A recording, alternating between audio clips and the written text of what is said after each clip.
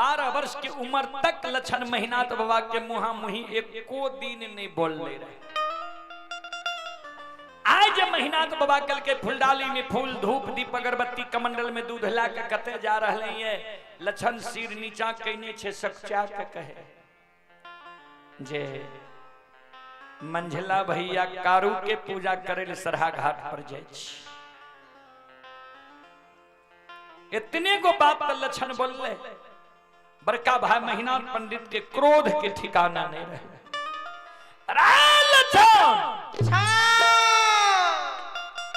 आज 7 दिन पहले वही सभा में की समझली और याद छाओ कि नहीं कारू के पूजा तू छोड़ में कि नहीं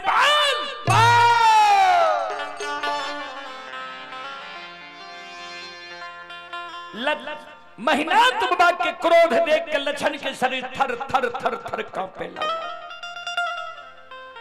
फुलडाली के धरती पर राय दल के कमंडल के दूध के धरती पर राय दल के दोनों कर जोड़ के बड़का भाई महीनाथ पंडित के चरण में प्रणाम करे। ए बड़का भैया हे हो तुम माय के कोई से बौर भाई के जन्म ले लो हम माय के कोई से छोट भाई का जन्म ले लिए।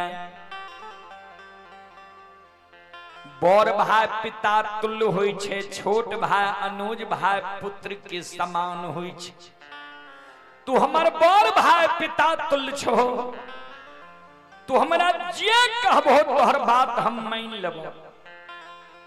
हमरा जे कहबो जे लक्षण महापुरा नगरी में तू भोजन करना छोड़ दे, तोहर बात हम मान लेबो। अब महापुरा नगरी में भोजन करना छोड़ सके छी।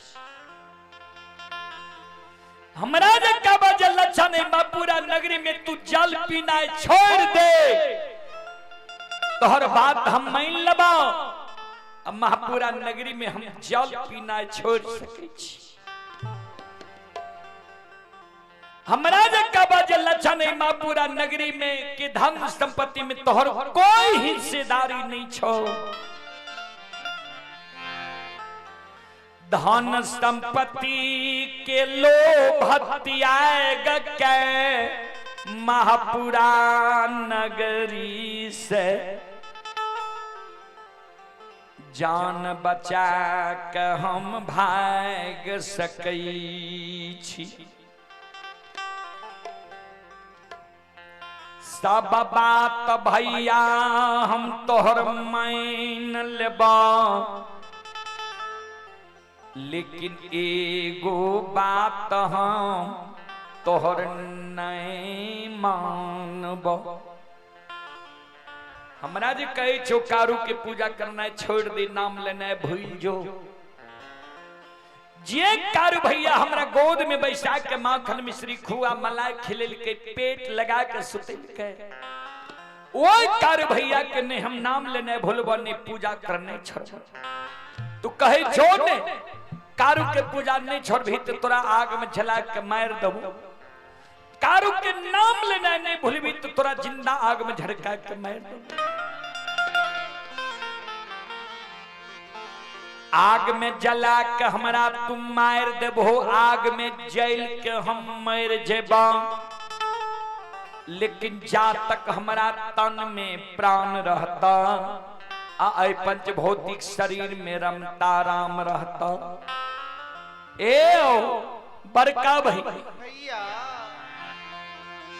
हमारा तो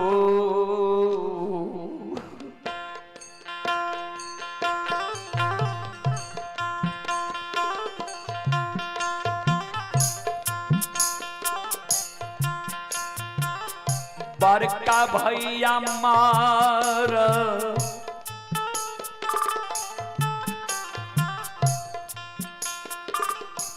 तो हो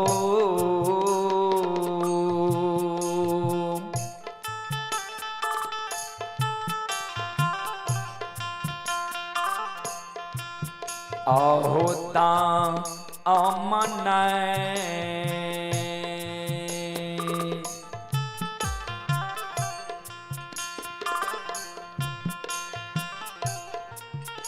हे हो छोरबा हो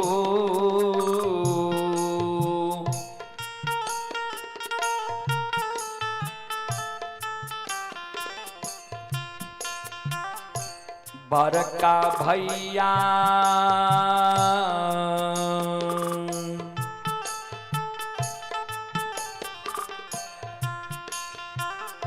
नहीं छोड़ब कारो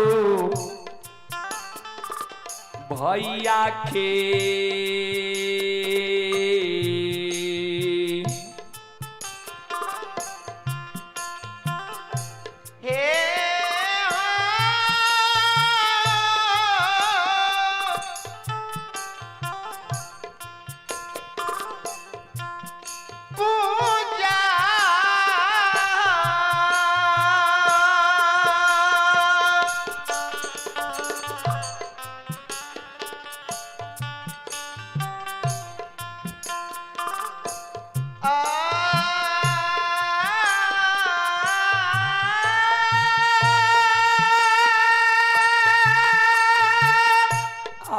हे भगवान हे विधाता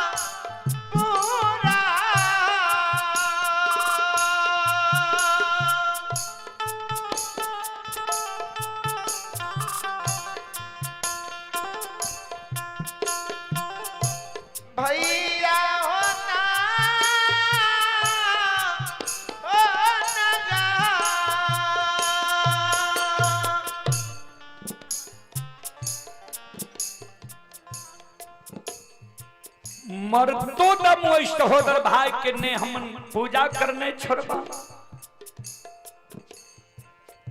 ने नाम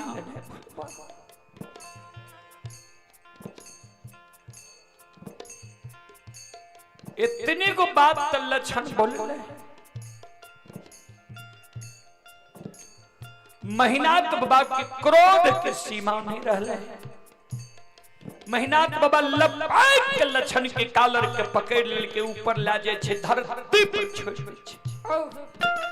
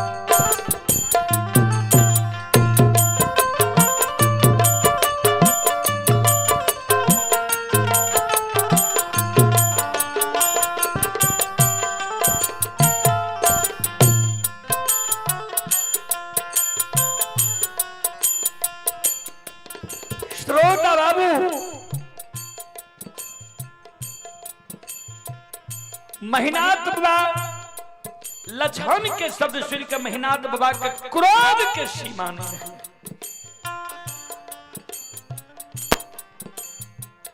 लपक के लछन के कालर पकड़ लेल के ऊपर लागले धरती पर छोड़ देलके।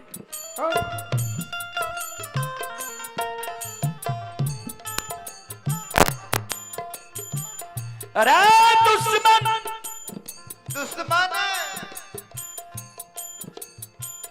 समाज में कोई समाज की हिम्मत नहीं होई छे जे महिनाथ पंडित के आज्ञा के भंग करिए या महिनाथ पंडित के मुहामुही जवाब करिए।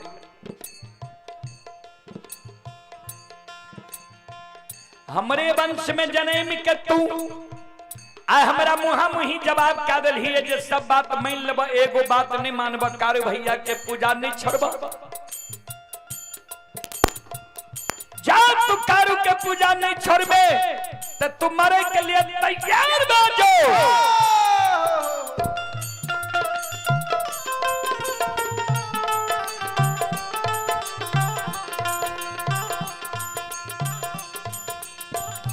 काल 12 बजे दिन में पूरा आग में जला के मार दबो। जे देवी देवता या जे कारू के तोरा पुकार करने हो पुकार कैल है देखबो के तोरा कल 12 बजे दिन में आग से बचावे लावे छो।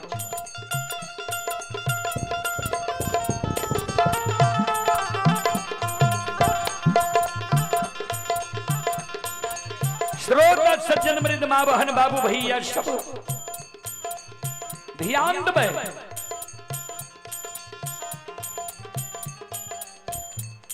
भाई सन ही तन्नई दुनिया में भाई सन दुश्मन नहीं हुई है। एक भाई अपन सहोदर सागा भाई के प्राण के रक्षा के कारण अपन सिर के कटवाल। सहोदर सागा बड़का भाई के देखियो आज छोटका भाई के आग में जलावे के षड्यंत्र बना रहे हैं। संत शिरोमणि श्रोतावंधु मां बहन बाबू भैया सब आओ ये भैया के दूसरा मां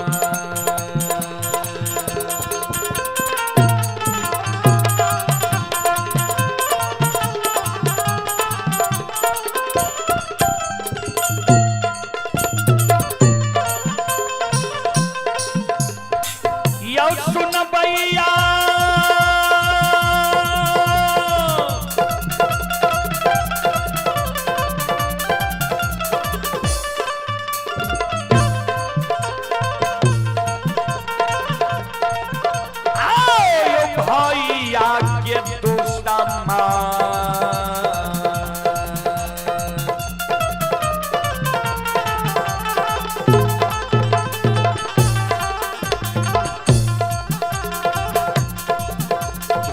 भैया बनल समाज बाबा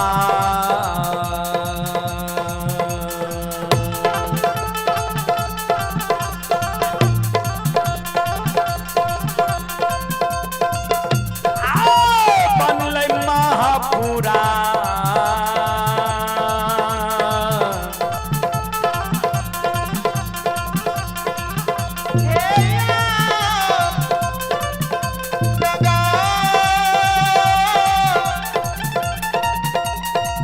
Hey,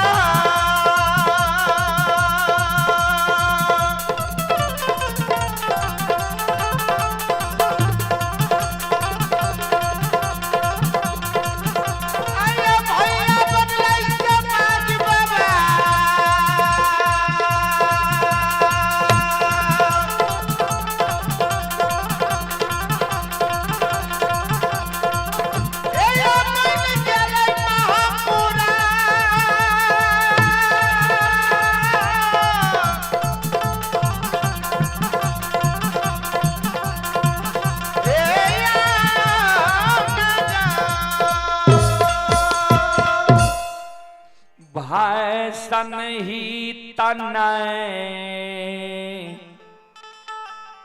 भाई सन दुश्मन। एक भाई अपन सहोदर सागा भाई के प्राण के रक्षा के कारण अपन सिर के कटवा ले छे। सहोदर सागा बड़का भाई के देखियो छोटका भाई के आग में जलावे के षड्यंत्र बना रहे। बाबूजी संत शिरोमणि श्रोताबंधु क्रोध के मारे महीनाथ बाबा फूलडाली के फूल के धरती पर गिरा दे छे, कमंडल के दूध के धरती पर पलटा दे। कल के रे दुश्मन काल 12 बजे दिन में तोरा 7 गा चंदन के चेला में जला के मार दबो। जे कारू जे सहयोगी के तोरा पुकार करना हो पुकार काली है देखबो तोरा के बचावे लावे छो।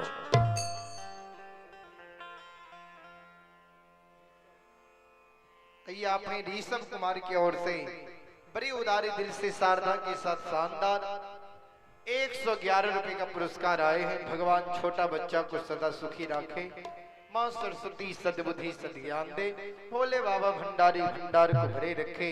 बहुत बहुत धन्यवाद, लाख लाख शुक्रिया, बहुत बहुत साधुवाद।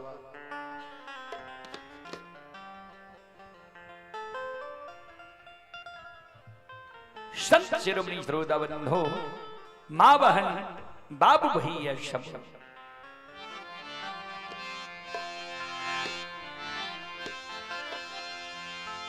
आइला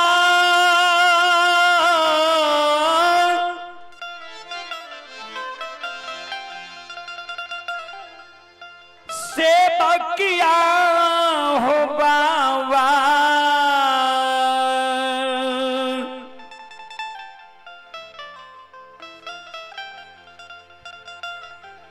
आइला से बकिया हो बाबा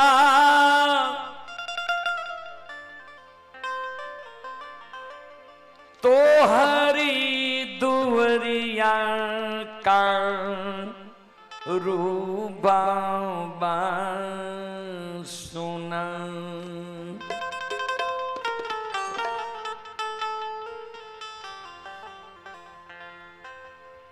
खोल खोला आपन तू के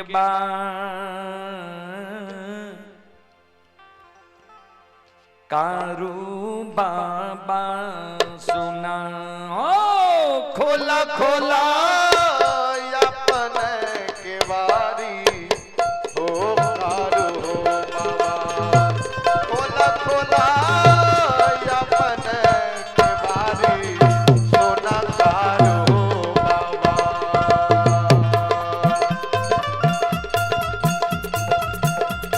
आइला से बकिया हो बाबा,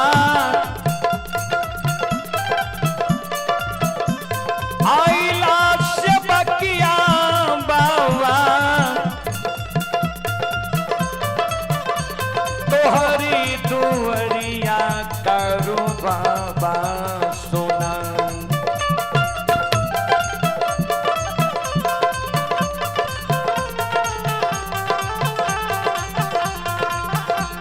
आइला से बकिया हो बाबा तोहरी दुवरिया कारू बाबा सोना।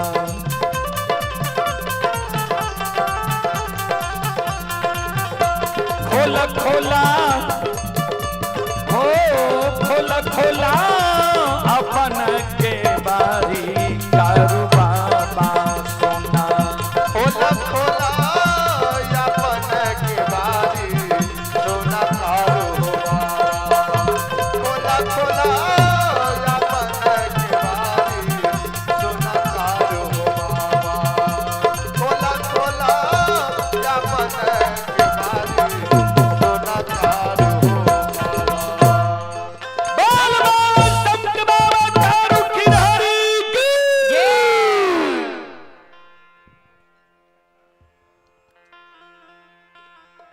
संत शिरोमणि श्रोता बंधु मां बहन बाप भैया सब ध्यान दे।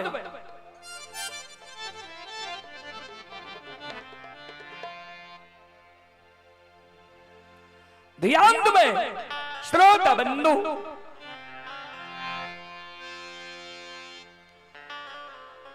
संत बाबा कारू के धिक्कार मार के बड़का भाई मेहनाथ पंडित वैस दर्शक चल दे छे रे लक्षणा काल सात गा चंदन के चेला में जला के मार दबो जे कारू जे सहयोगी के तोरा पुकार करना है पुकार काली है देखबो के तोरा बचावे लागे छे।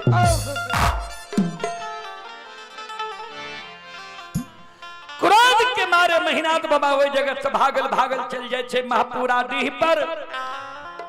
महापुरा डीह पर बाबूजी मंगरू पंगरू नाम के दू भाई बढ़ई रहे जकरा सुतिहार और कमार कहे। मेहनाथ बाबा आवाज लगावे रे मंगरू मंगरू रे पंगरू मंगरू। घर छे आंगन छे घर आंगन से बाहर हो द्वार पर आ। मंगरू पंगरू दोनों भाई घर आंगन से बाहर हो छे द्वार पर आवे छे। मेहनाथ बाबा के देख के मेहनाथ बाबा के चरण में प्रणाम करे। मेहनाथ बाबा के कहे बाबा कोनो जरूरी रहे यहाँ अपना द्वार पर हमरा बोलवे आलती है यहाँ अपने से किया हमरा द्वार पर लिए कौन एहन अति आवश्यक जरूरी छे जी यहाँ अपने से हमरा द्वार पर लिए। मेहनाथ बाबा कल के हाँ अति आवश्यक जरूरी है हमरा। मंगरू पंगरू दोनों भाई कल के बाबा आदेश करियो न। मेहनाथ बाबा कल के सोन हेरे सात गाछ चंदन जे पोखर के महार पर छई। सात गाछ चंदन के काट के चेला चीर के कल 12 बजे दिन तक में सरहा घाट पर अघनुआ लार के ढेरी के तरह चंदन के चेला के ढेर लगा।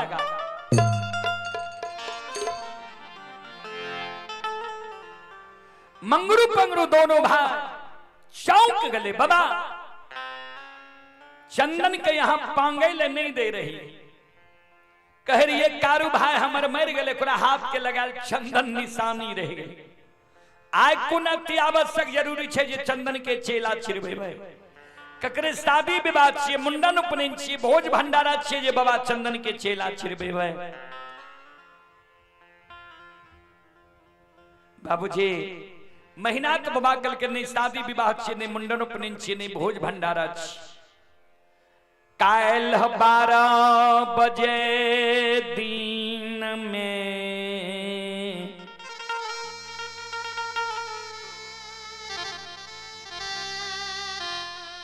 लक्षणा दुश्मन के आग में जला कमार बई।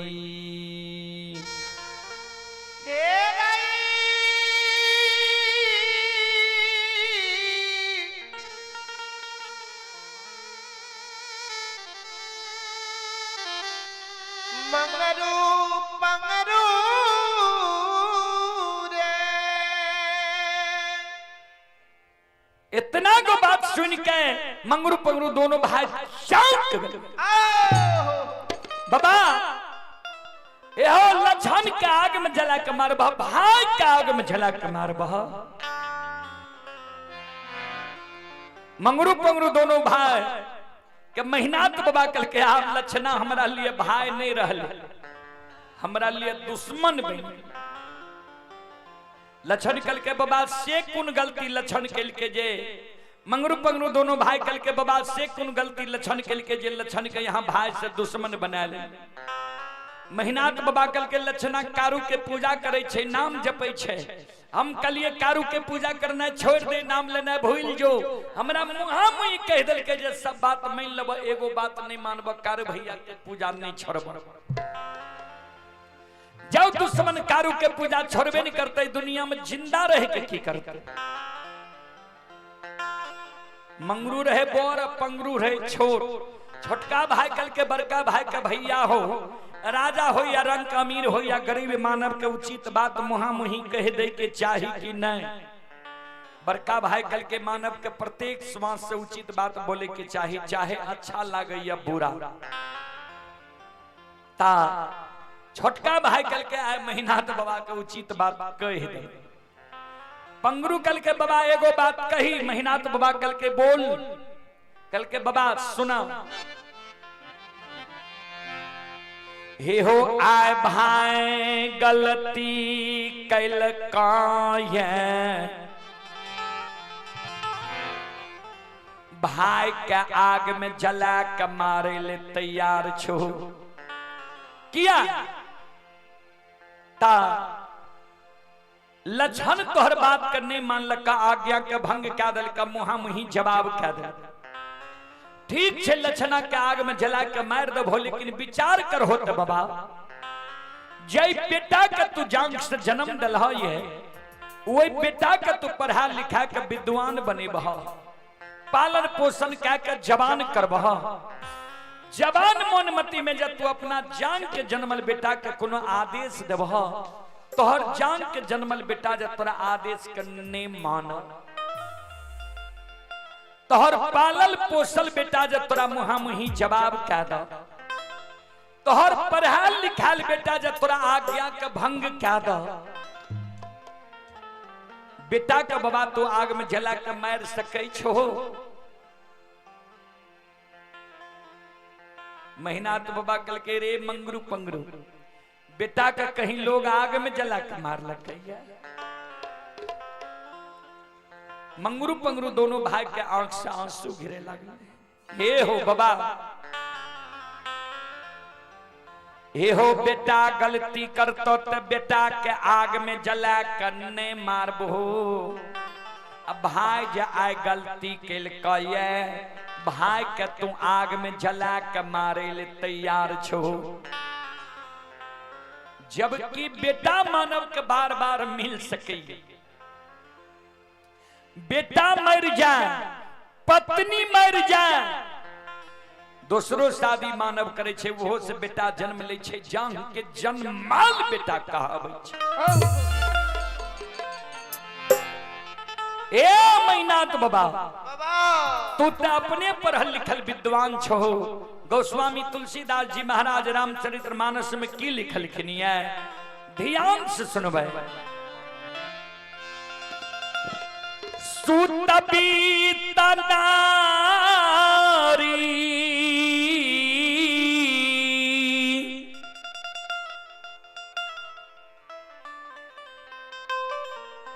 भवन परिवारा,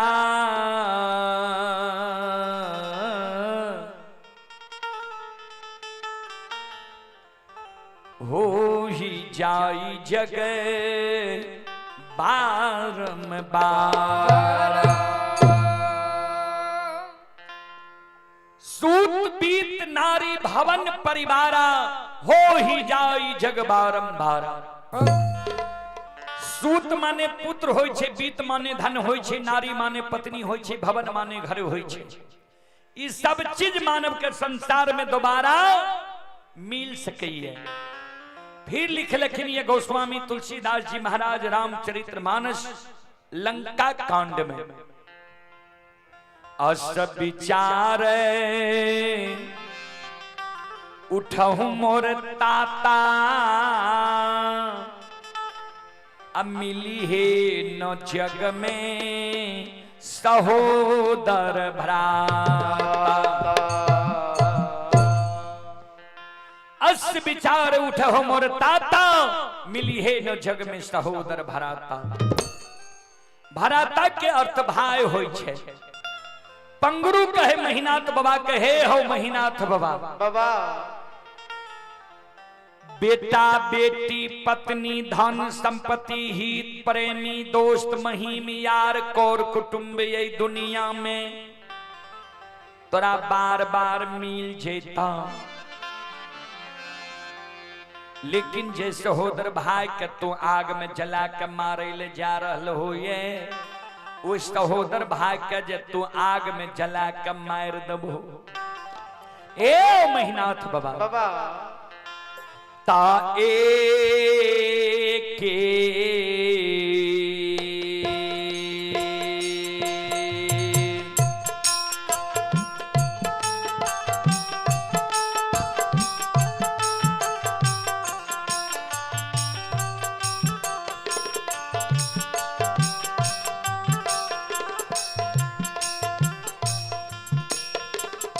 हो महिनाथ बाबा ये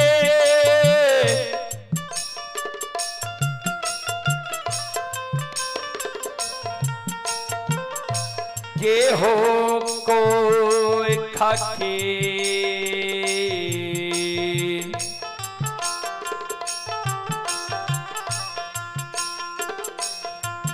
हे हो जनमल सहोदारा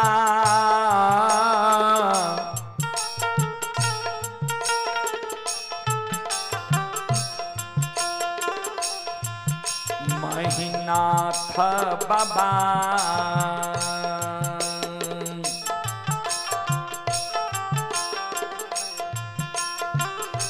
नहीं मिलता दोनी हो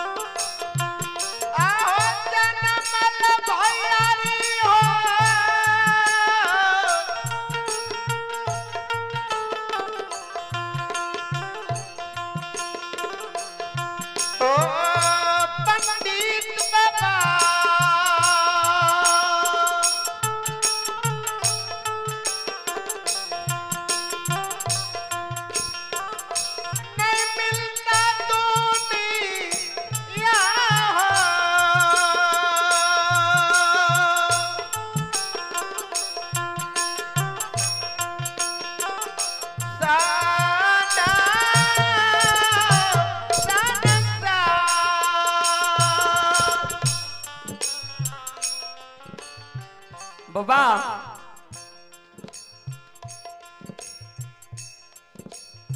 बेटा बेटी पत्नी धन संपत्ति हित प्रेमी दोस्त महीम यार कौर कुटुंब ऐ दुनिया में तेरा बार बार मिल जीता, लेकिन जे सहोदर भाई के तो आग में जला के मारे जा रहा हो, ये वही सहोदर भाई के जब तू आग में जला के मार दबो ए महिनाथ बाबा, फिर भाई तोरा मिलता। ऐ कारण हमर बात के बाबा तुम माना।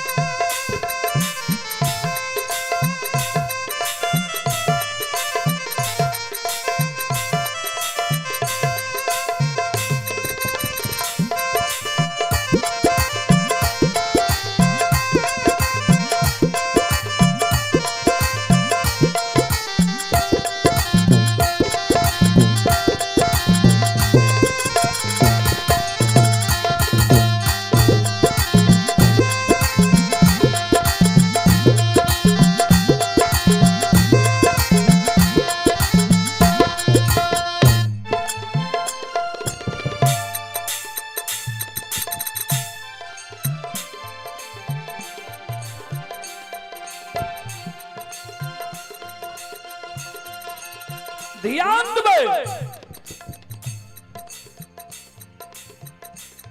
पंगुरु का महीनाथ बाबा का बाबा विचार कर होता है बेटा जे बाप के जांग पर गंदा कर दे छे, बाप की करे छे जांग काट के फेंक दे छे कि गंदा के साफ करवावे छे। वहां समान लक्षण तो हर छोट भाई पुत्र के समान छा। लक्षण जे गलती कैलके तो लक्षण का बुझे भाव समझे भाव कि आगे में जला के मार दब। यह छे बड़ भाई के धर्म, यह छे बुजुर्ग लोग के कार्य। ए महीनाथ बाबा हमारा बाप के बाबा तुम मानो। आओ ये लक्षण क्या नहीं आगम में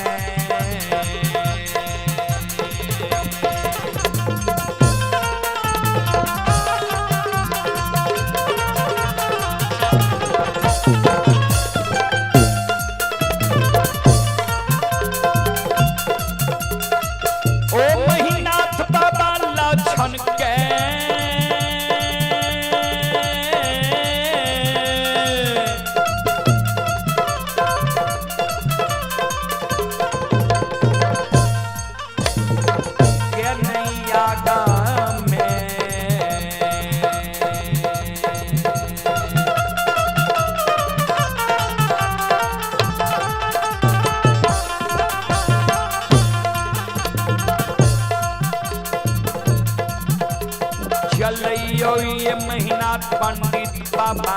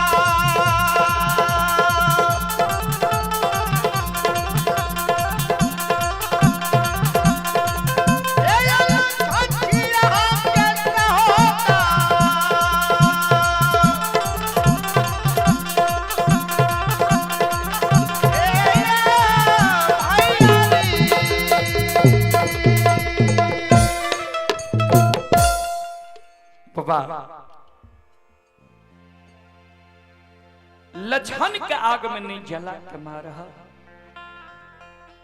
लक्षण तोहर सहोदर सागा भाई छी। इतने गो बात मंगरू पंगरू दोनों भाई कहल के। महीनाथ बाबा कल के रे मंगरू पंगरू तोरा हम आदेश दे ले लियो ये कि तोहर उपदेश सुने ले लियो ये। बोल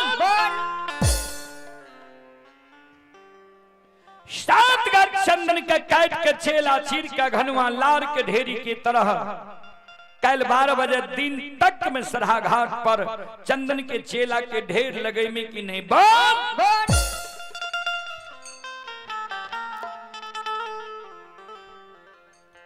मंगरू पंगरू दोनों भाई कर जोड़ ले के बाबा हम अपने के जमीन में बसल छी, अपने के अदब शासन में हम जरूर रहो, लेकिन हमर जे धर्म रहे यहाँ के कह दिलो, बात मानू या नहीं मानू, भाई तो यही के छिया। मंगरू पंगरू दोनों भाई रुखान बसूला आरी कुल्हारी लाके पहुंच गए पोखर के महार पर। 7 गाछ चंदन के काट के चेला चीर के सरहा घाट पर ढेर लगा रहे। कभी लिखनिए बाबूजी, बुरे दिन जब आतु है, 3 चीज भयो भिन्न, खाना बानी बैसकी, विधाता लियो छी।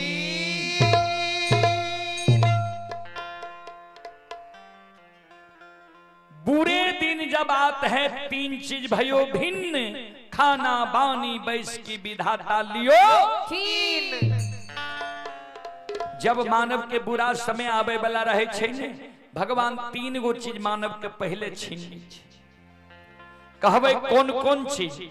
सबसे पहले सात्विक भोजन। जे मानव के भोजन बिगड़ जाए, जे मानव दारू तारी गांजा भांग मीट मांस मदिरा के प्रयोग ज्यादा करे लगे, पी के कते नदी नाला रोड सड़क पर घोलेट जाए, बुझिए ओकर दिन समय बिगड़ गए, दिन खराब भए गए।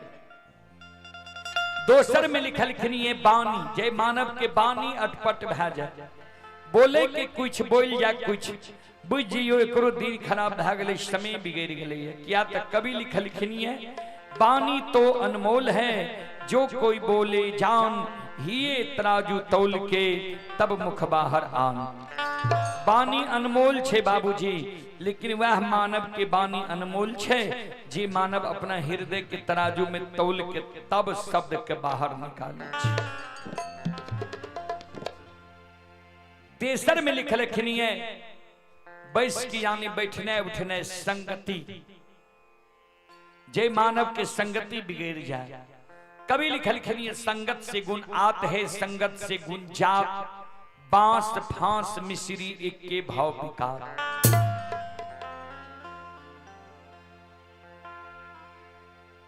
बाबूजी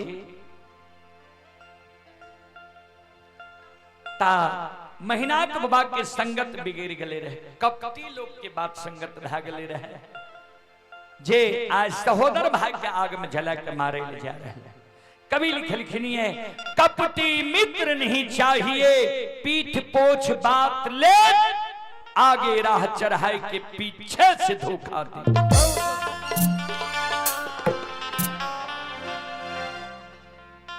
सबसे खतरनाक हो छे बाबूजी कपटी मित्र, कपटी दोस्त, कपटी हितैषी। 7 गाछ चंदन के चेला के मंगरू पंगरू दोनों भाई चीर के ढेर लगा रहे ये सरहा घाट पर। लछन गाय चरा के एलिए, वह सरहा घाट पर प्रतिदिन गाय के पानी पिलावे ले जा रहे। चंदन के चेला के ढेर जे देखलके, लछन के मन में शंका भए गेले जे ओ भैया चेला क्या चिरे लिखैया, ने ककरो शादी विवाह छी, ने मुंडन उपनयन छी, ने भोज भंडारा छी, भैया चेला क्या छिरा देलकै। आखिर चेला चिरने हेते तो मंगरू पंगरू भैया एक बार जाके पूछिए, क्या चेला चिरल हो? मंगरू पंगरू दोनों भाई संत शिरोमणि श्रोता बंधु, मंगरू पंगरू दोनों भाई चेला चिरे रहे। लछन पहुंच गए मंगरू पंगरू दोनों भाई, हे ओ मंगरू भैया क्या चेला चिरे छो, कौन जरूरी छे ए चेला के? ए हो कार भैया के निशानी 7 गाछ चंदन रहे, क्या चंदन के काट के चेला चिर के ढेर लगा रहे।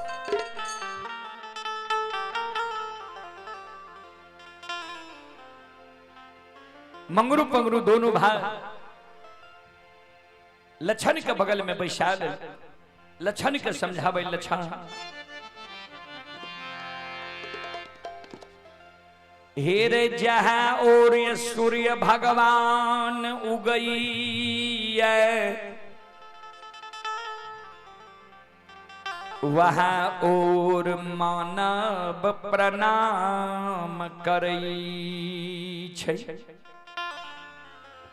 जहाँ और सूर्य भगवान उगई है वहाँ और मानव प्रणाम करे छै। तोहर मालिक रहो संत कारू कारू बाबा मर गए तोहर मालिक धा गेलो मेहनाथ पंडित। मेहनाथ पंडित जे कहे छो तू किया न मान ले छी। लक्षण के भैया माने वाला बात कहते तब न मानबे, जे बात हम नहीं मानबे से बात भैया हमरा कही। मंगरू पंगरू दोनों भाई लक्षण के गोद में बैसा के लक्षण के सूरत के निहार निहार काने जे आहा ई मोहनी मूर्तिया सामने सूरतिया वाला छोटका भाई के कल बड़का निर्दयी भाई आग में जला के मार देते।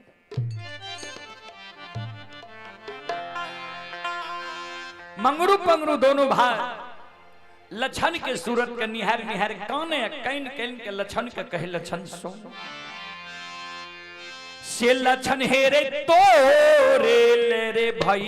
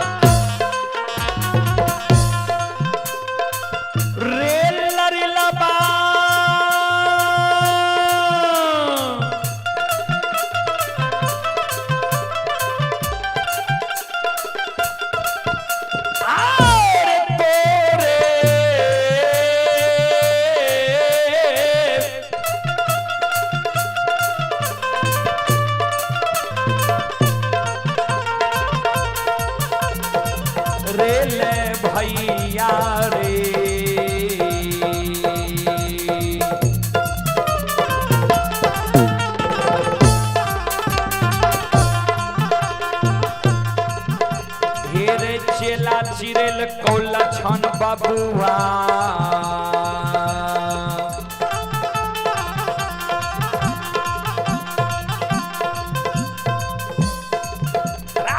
मार दे तो कायल आग में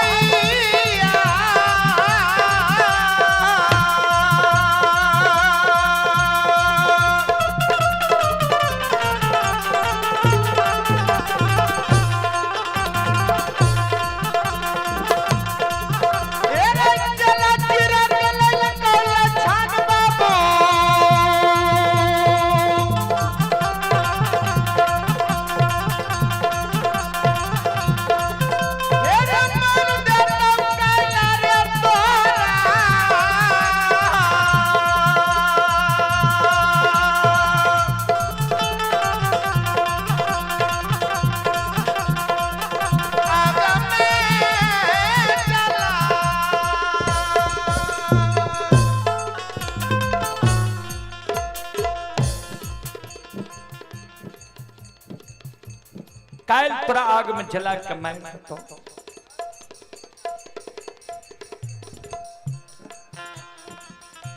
जान बचा के तू भाग जो।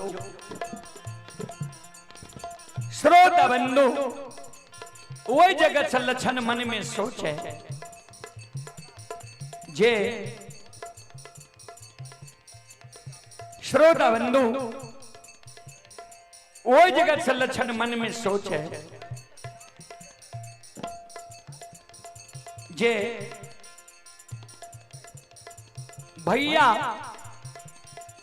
चेला जो चिरा दल के ताग में जला के मार देते सबसे बड़ो समाज हो समाज में जाए छी कब हमरा भैया से बचा लियो वही जगह से लक्षण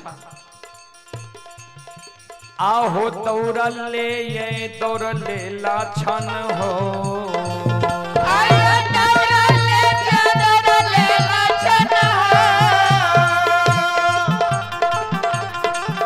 आहो समाज बाबा के दुआर जाय छै हो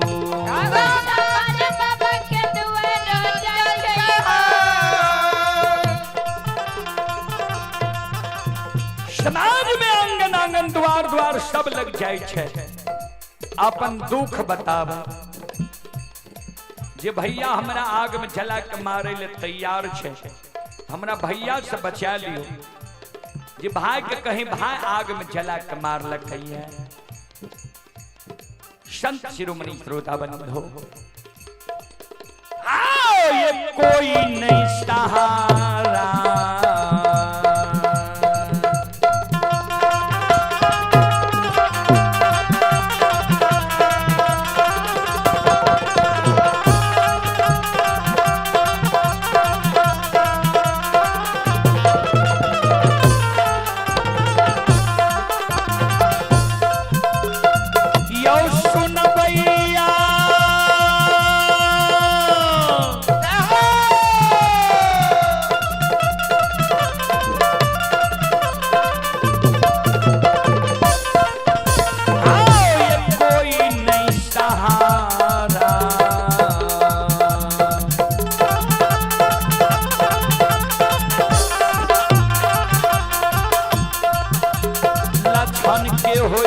समाज बाबा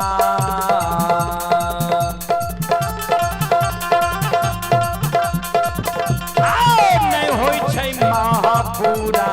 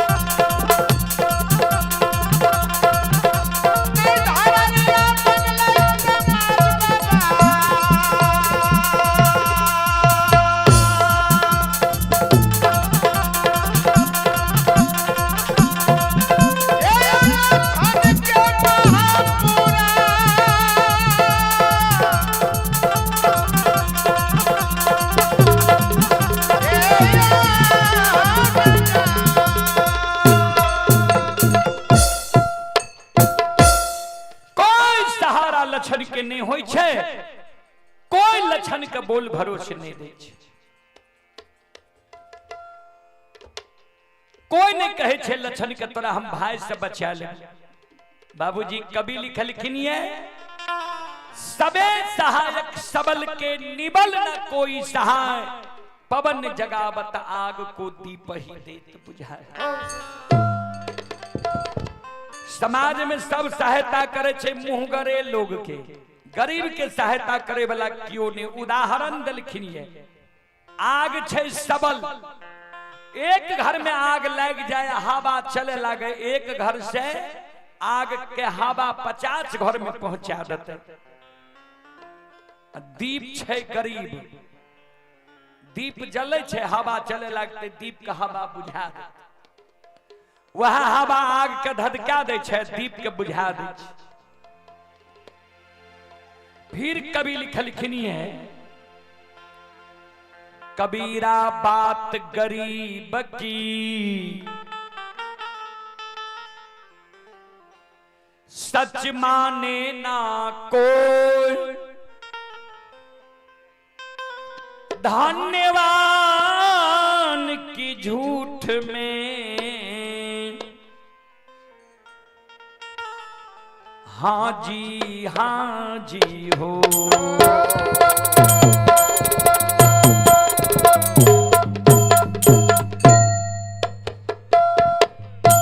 कबीरा बात गरीब की सच माने ना कोई, धन्यवान की झूठ में हाँ जी हो।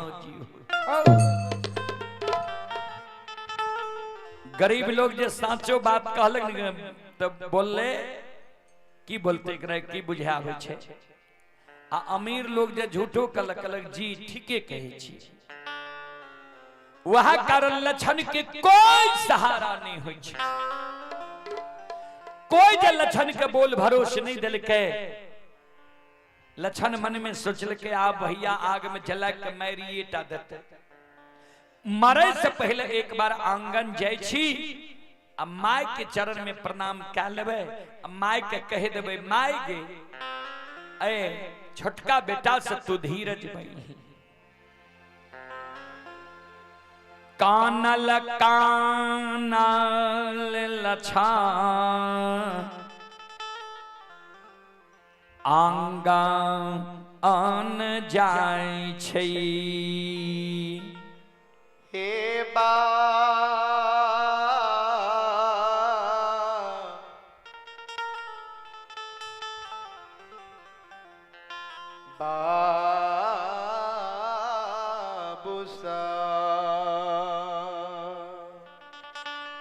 कानल कानल लक्षण आंगन जाय छै। मां मायामती के चरण में लक्षण प्रणाम करे, माय पर नजर पर ले और हाथ उठा मां दयालु लक्षण के हृदय से लगा लिखे। पुत्र कुपुत्र हो जाई, लेकिन माई न हो ई कुमाई।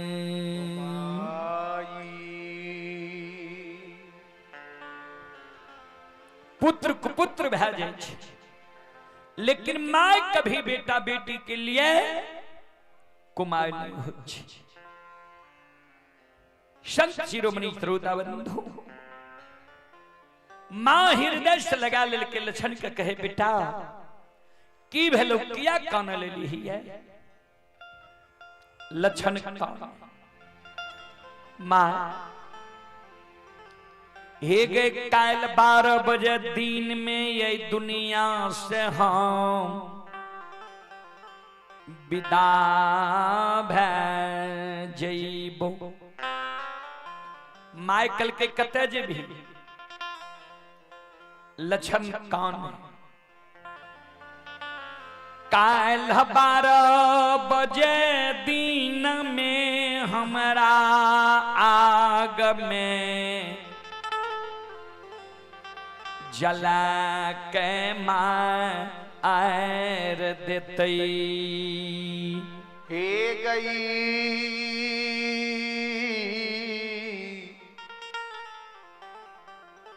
मांगे,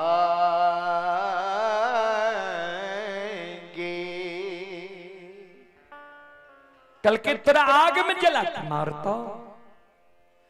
क्या दुश्मन है दुनिया में पैदा ललके जे हमरा छोटका बेटा के आग में जला के मारते।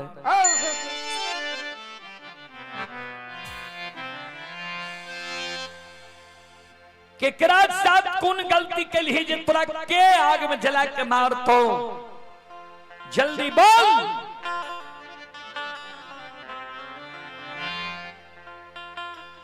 लछन माय के कल के माय गलती हमारे इतने गो छे, सवेरे सवेरे मुहा मुही जवाब कह दे। माइकल के केकरा मुहा मुही जवाब के लिए लछन खान हे गे मां, हे गई भैया हमारा लिए महापुरा नगरी में कसाय बैन के खार भेलिए। हे गई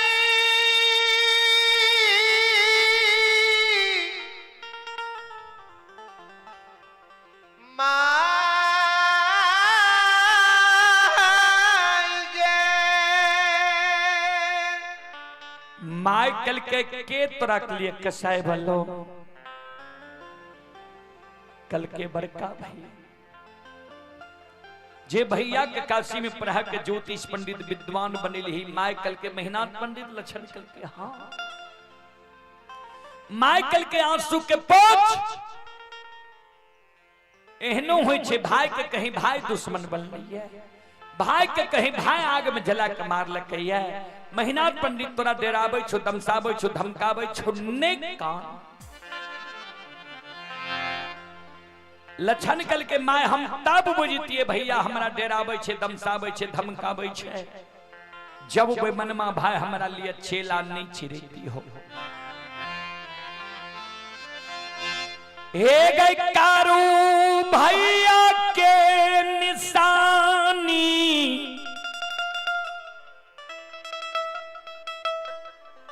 सात गा चंदन के चेला चिरा के बड़का भैया सरहा घाट पर ढेर लगेल कोई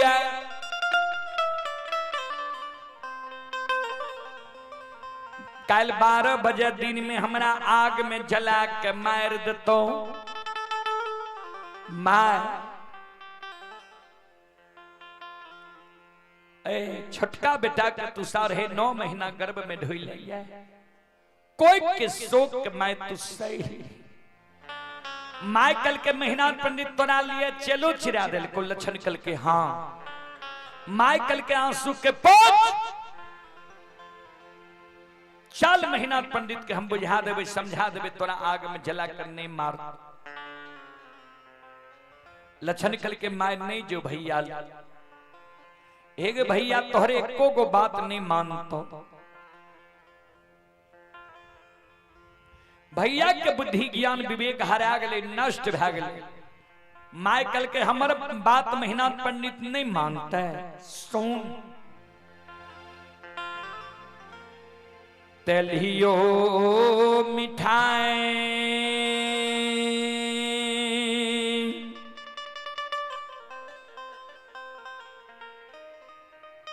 मिठाइए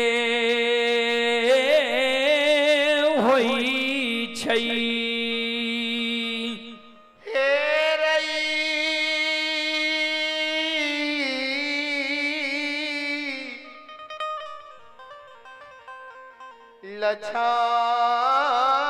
लछन रे तेलियो मिठाई मिठाइए होई छई अल्लेलियो मां बेटा बेटी के लिए माइये होई छई।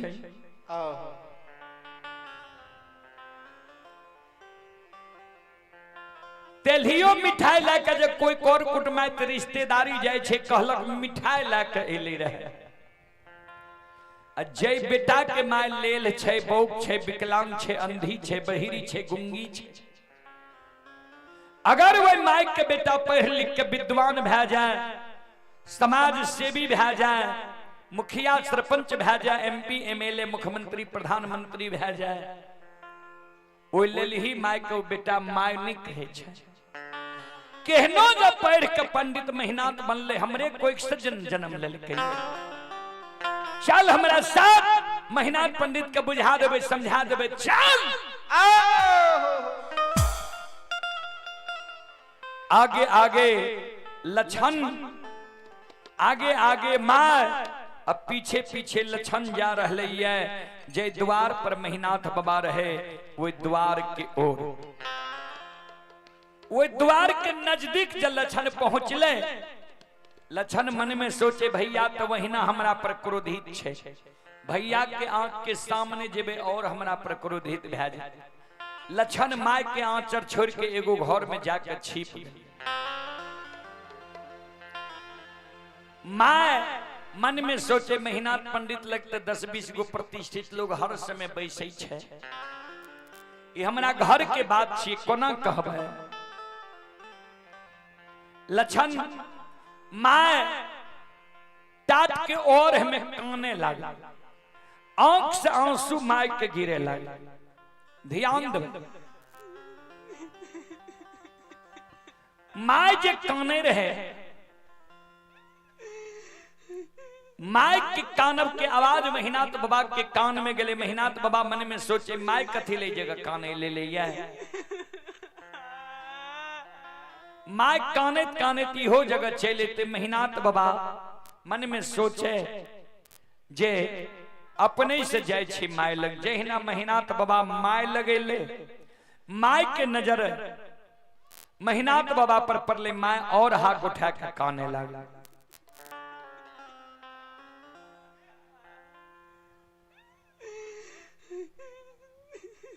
मां और हाथ उठा के काना।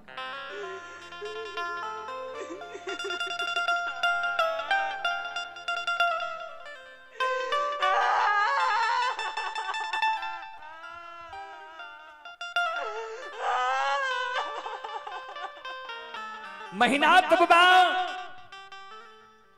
माय के कहे हे गे माय की भेलो, किया कानल हमरा लगेली ही है। माय कुछो नहीं बोले। ध्यान देवे, मेहनाथ बाबा के ससुराल रहे नवहट्टा प्रखंड, सहरसा जिला, परसबन्ना गांव।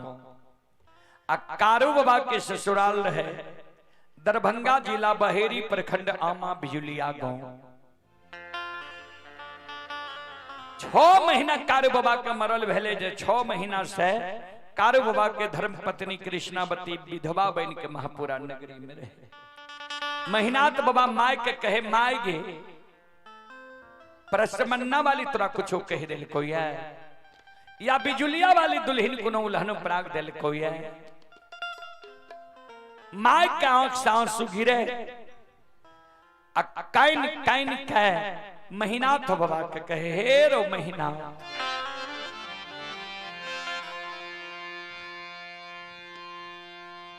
आकांगा थीले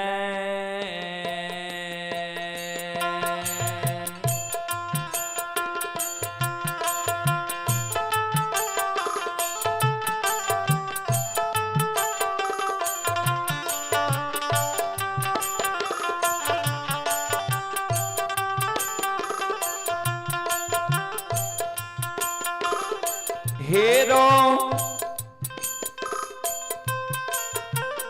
बड़का बेटा का थी,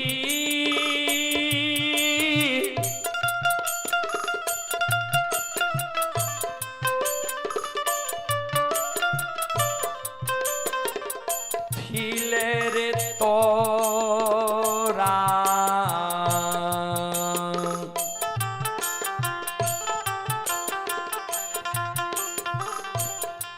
आप पढ़लियो रे।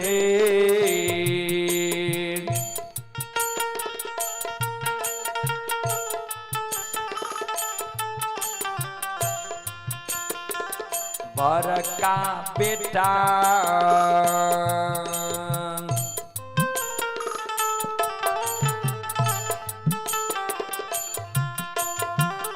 बेटा है रे का सीधे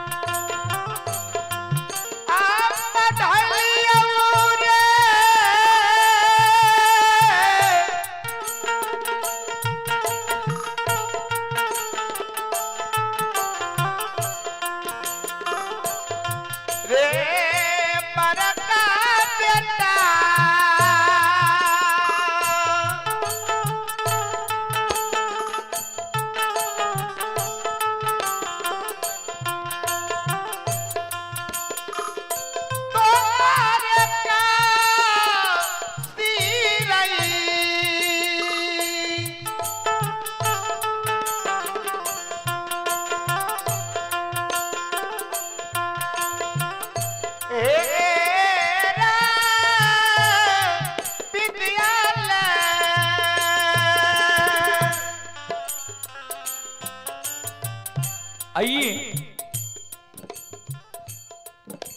एक छोटी बच्ची की ओर से श्रद्धा के साथ बड़ी उदार दिल से 51 रुपए की पुरस्कार आए हैं और आप हैं ये Anand Yaduvanshi DJ sound and tent house नाम कुछ है। प्रोपराइटर रवि कुमार उर्फ रमेश यादव जी श्रद्धालु की ओर से श्रद्धा के साथ बड़ी उदार दिल से 101 रुपए की पुरस्कार आए हैं। श्रद्धालु को बहुत बहुत धन्यवाद, लाख लाख शुक्रिया, बहुत बहुत साधुवाद। बलदेव पासवान जी की ओर से श्रद्धा के साथ बड़ी उदार दिल से 11 रुपए की पुरस्कार ऑनलाइन फोन पे के द्वारा आए। श्रद्धालु को बहुत बहुत धन्यवाद, लाख लाख शुक्रिया, बहुत बहुत साधुवाद। और रिया कुमारी की ओर से शानदार 51 रुपए की पुरस्कार आए हैं। श्रद्धालु को बहुत बहुत धन्यवाद, लाख लाख शुक्रिया, बहुत बहुत साधुवाद। जय हो दानी श्रद्धालु की जय हो, उनके समस्त परिवार की जय हो।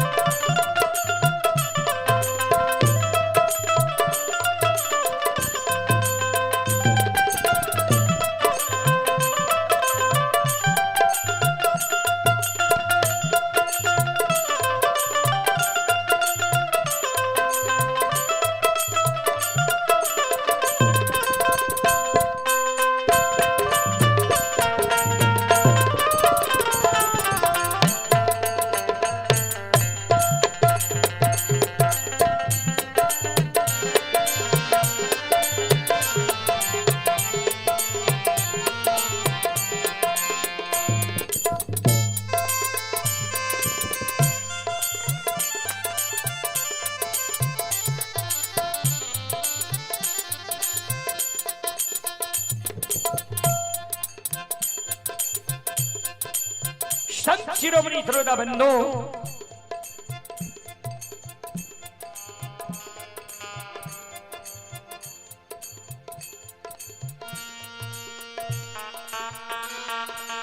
ध्यान देवे।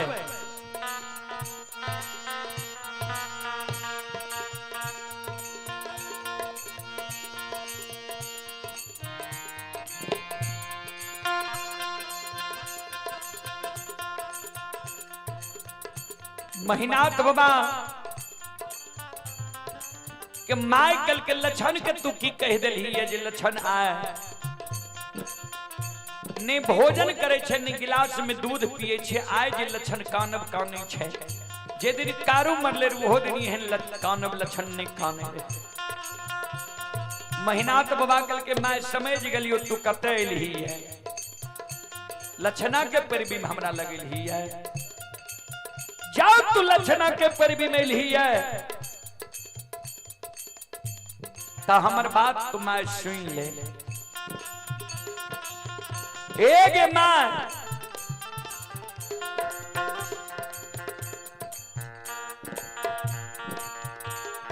लक्षणा कारू के पूजा करे छो नाम जपे छो हमरा हम कलियो कारू के पूजा छोड़ दिल हमरा मुहा मुही कह दिल को ये सब बात मान लब एगो बात नहीं मानब कारू भैया के पूजा नहीं छोड़ब जो कारू के पूजा दुश्मन छोड़बे नहीं करतो दुनिया में जिंदा रहे के की करतो दुश्मन ल 7 का चंदन के चेला के ढेर लगे लियो ये काल 12 बजे दिन में दुश्मन के आग में जला के मारबो आ तू जी हमरा लगल ही है जे लक्षणा के महीनाथ पंडित के कहबे कारू के पूजा करना है छोड़ दे महीनाथ पंडित के कहबे लक्षण के नहीं कुछ कही छोड़ दे भाई छियो तो तू ध्यान से सुन ले तोहर तोरा कोई से जन्म ले लियो ये जे दिन से बुझे समझे वाला भलियो तोहर सब बात मान लियो फिर तोहर बात मानबो लेकिन लक्षणा के विषय में जे आए मां तू हमरा कुछ कहबी तो ध्यान से सुन ले। गया जुए बात नहीं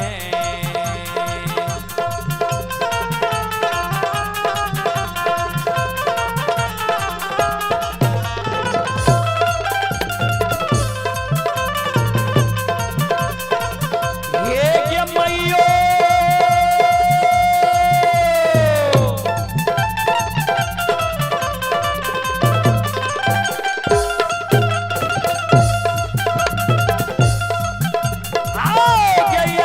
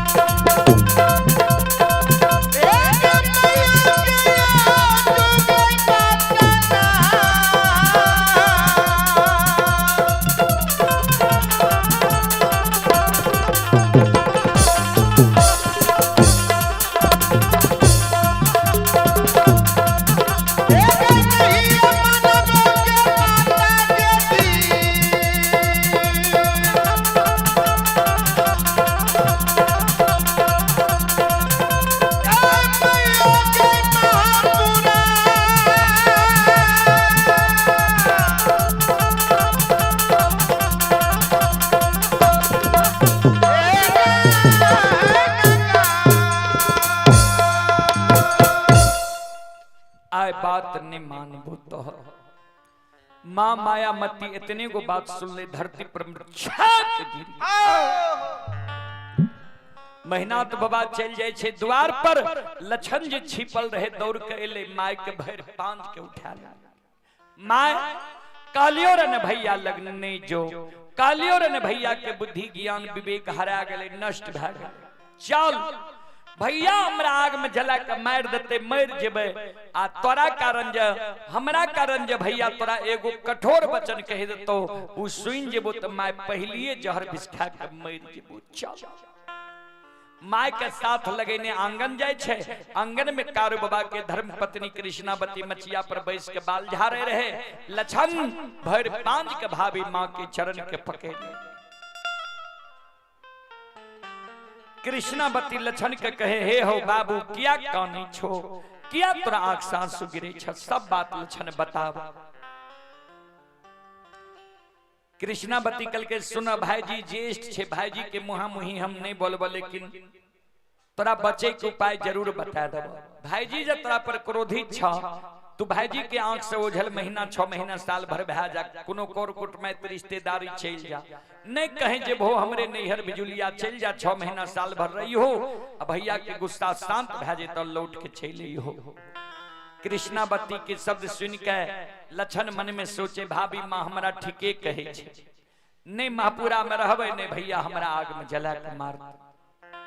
फिर लछन मन में सोचे, भैया जब मरे रहे कहल के रे कारू लछन, भैया कहल के रहे जे गाय बछरू मनहासार के कोनो कष्ट है ले नहीं दियो, या हम भाग जेबे गाय बछरू के कोनो कष्ट हेते पाप हमरे लग जात।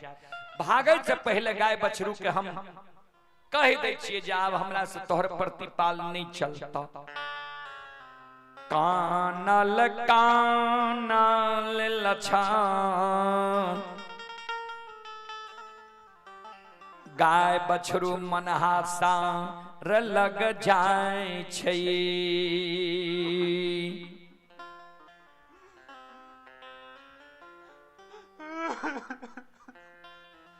कानल कानल लछन गाय बछरू मनहासार लग जाए छै। लछन के कानब सुन के बाबूजी गाय बछरू मनहासार लाठा बथान पर बाबूजी शिलार मारे लगे।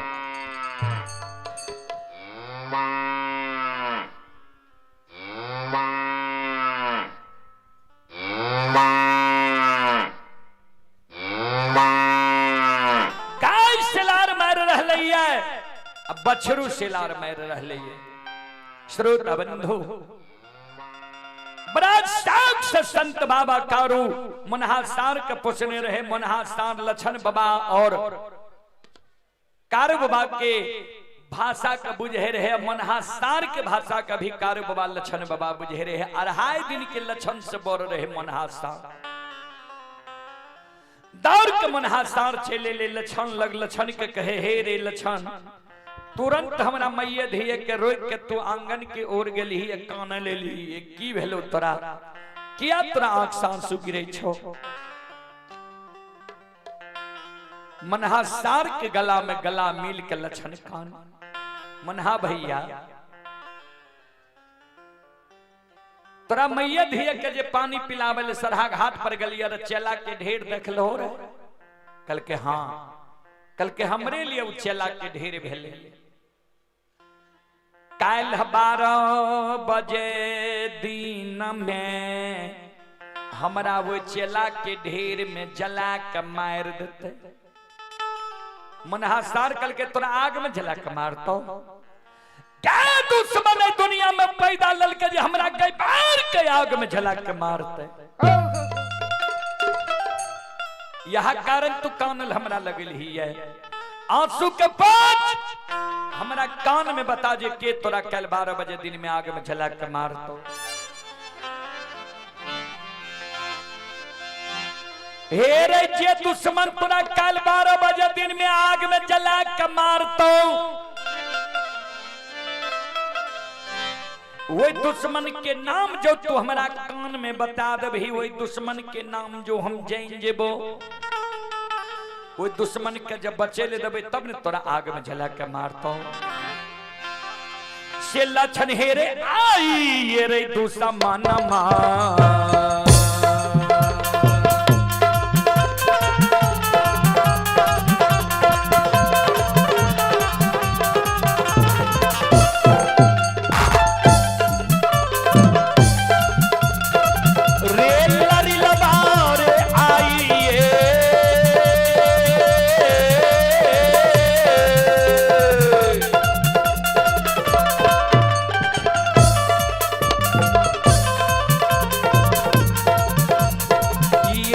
समनमा के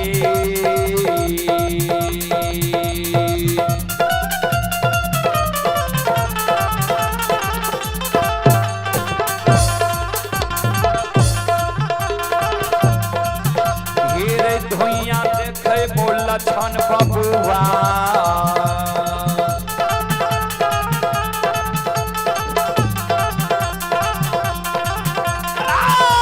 लछन महापुरा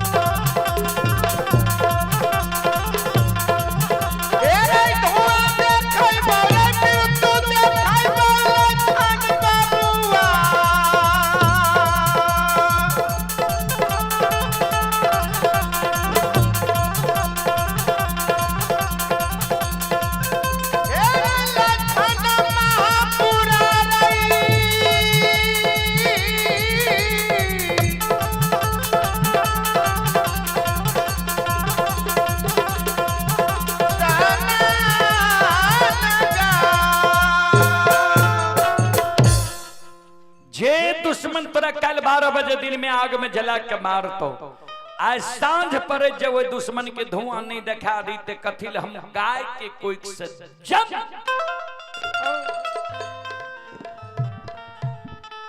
मनहासार के शब्द सुन के लछन के आंख से आंसू गिरे लागले देखत है एकरा चरे लिए पानी पी ले लिए एकरा केत गो ज्ञान छे जे काल आग में जला के मारतो कर धुआं आए दिखा देत जे भैया एक को एक से जन्म लेल के ओकर बुद्धि ज्ञान विवेक कते हरा गेले जे हमरा आग में जलबे ले तैयार छे लछन मन में सोचे जे भैया तो है मनहासार तो हमरा बहुत बड़का बात कह देलकिए मनहासार जे कल के काल जे आग में जला के मारतो कर धुआं आए दिखा देबो बड़का भैया आग में जलेते हम एकरा नाम नहीं कहबे भाग जेबे गाय बांधल रहते कोई आपस में बोलते गाय क्या बांधल छे जकरा मालूम रहते बोल देते जे मेहनाथ पंडित के डर से लछन भाग गेल ई बात के बुझ जेते भैया कते बैसल रहते भैया के जाके सिंह से जीव घात कर देते भैया के जब मनहासार मार देते तो फिर हम भैया ककरा कहबे भैया हमर के हेते से नहीं तो भैया हमरा आग में जला के मार देते मर जेबे लेकिन भई बड़का भैया पर नहीं हाथ उठेबे नहीं लाठी उठेबे नहीं मनहासार से मरबे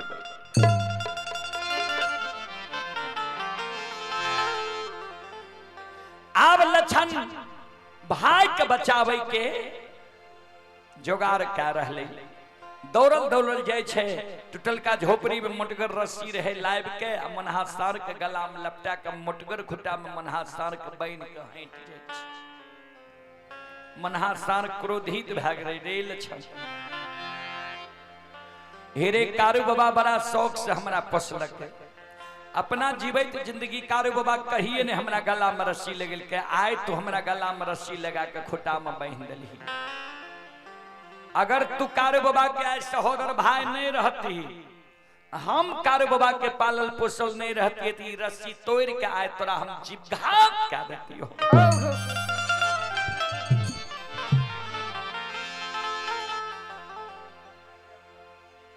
बाबूजी लछन मन में सोचे लक्षण कल के मन हाँ भैया शांत भेजा कल के पहले बोल हमरा गला में रस्सी किया लगल तू कल के बातें एहन बोल हो जे तोरा गला में हमरा रस्सी लगबे पर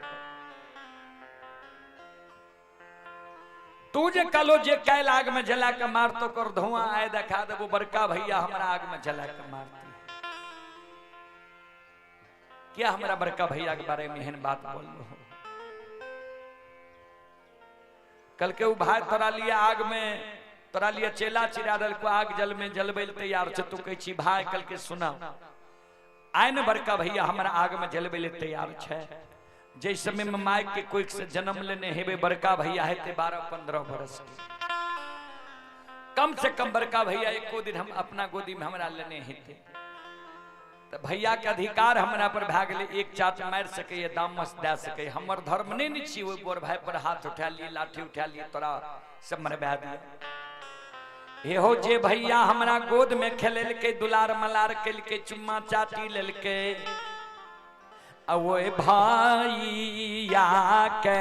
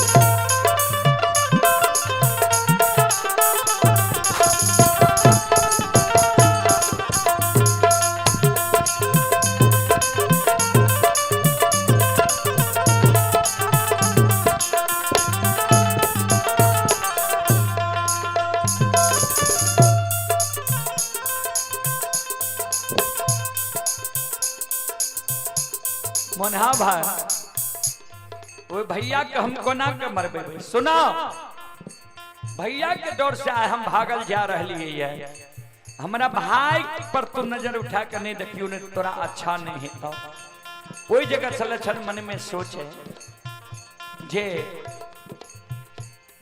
हमर मामा कहे रहे कारो लक्षण हेन भैगना जननी हाल में बस है कारो लक्षण के नाम आधा संपत्ति लिख देबै या मौका छे भाई के डुमरी ननिहाल चल जाए छो नाना मामा के गाय भाई चराब वहीं रहब ए दुश्मन भाई के हाथ से नहीं मरब ओई जगह से लक्षण अत भागले ये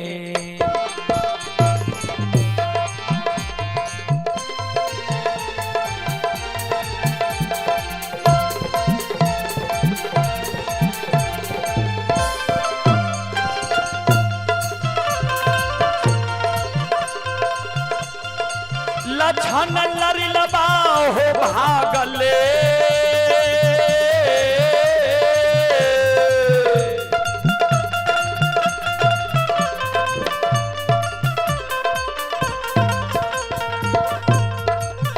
ले हो भागले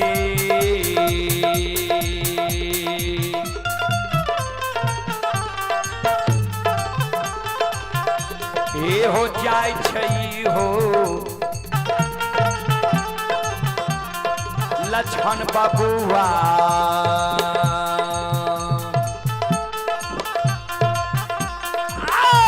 जाय छई माररिया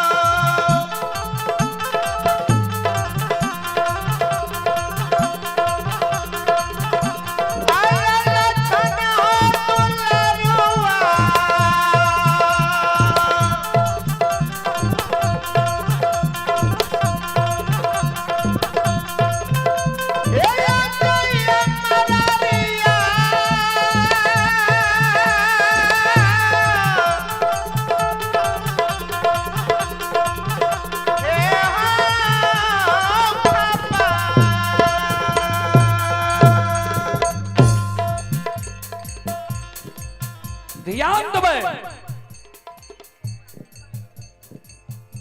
श्रोता बाबू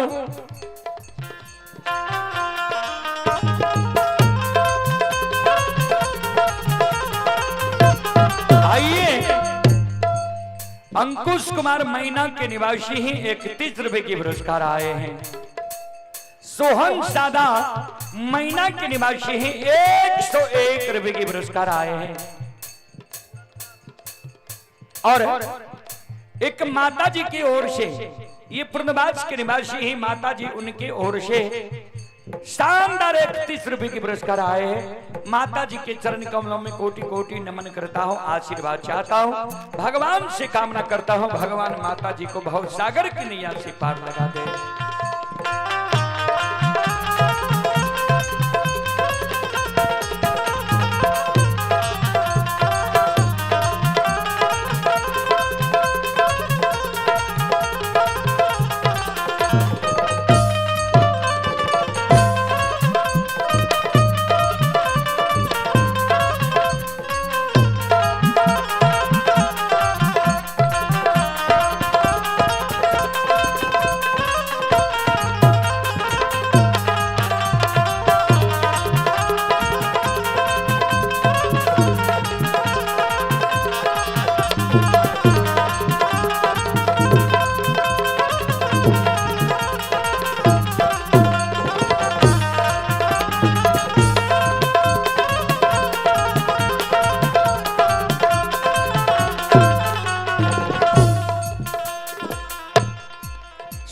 शिरोमणि त्रोड़ा बंधो ओ जगत से भागल भागल लछन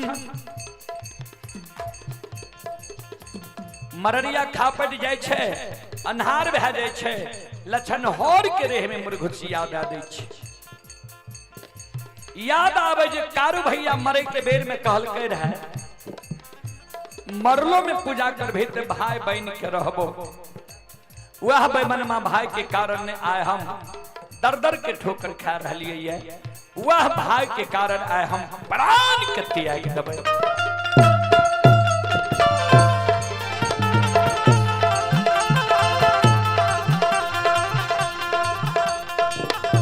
शाम से कौने तक कौने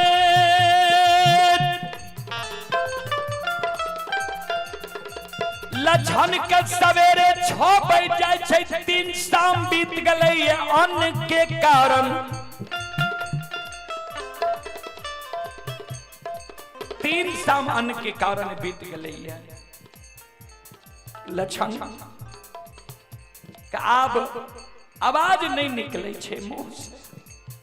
हो कारू भैया के स्मरण करे श्रोता काने ओ कारू भैया तोरे कारण है प्राण के त्याग रहलिए है। जिंदा रहो गोद में बैसा के माखन मिश्री खुआ मलाई खिलावे रहो। मर गेल हो भूत भए गेल हो। आओ हो तनियो ने ताया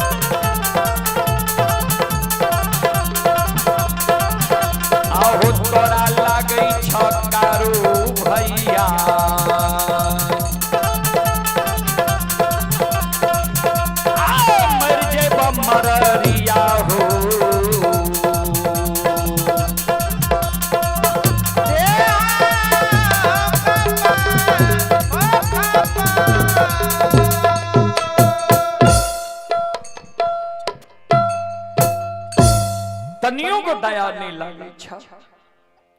ओई समय में संत बाबा कारू बाबा बैद्यनाथ धाम भूत बंगला में ध्वनि रमेने रहे, आसन जमेने रहे। लछन के कानम से बाबा ओघरदानी नक्षेश्वरनाथ के दया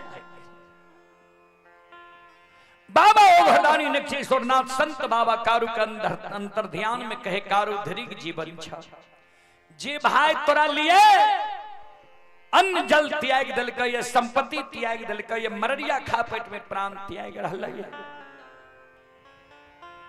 उ भाई जब मर जेता तोहर कोई नाम लेता है संसार में।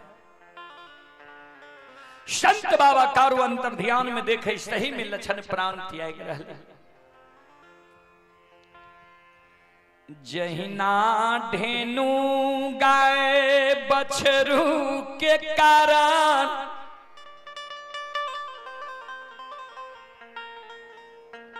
बहियार से हुकरल द्वार पर आबई छै, ओई समान संत बाबा कारू आबायु के बेग से आबे छे हो कारू बाबा, आबई छै अमररिया नहीं हो खा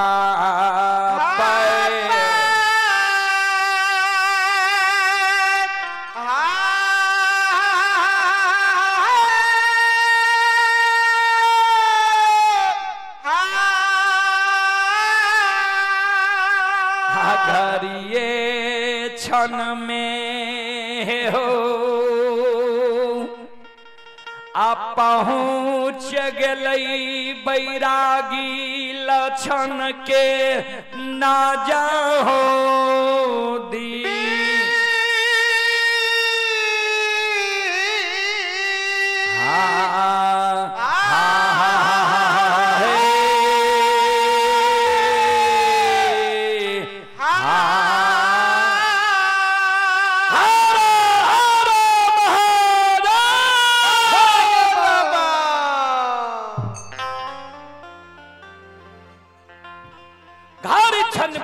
संत बाबा कारू लछन के नजदीक पहुंच गए। लछन के हर के रेह में मुर्घुसिया देने रहे, बैर पांच का पकड़ के गोद में बैसा।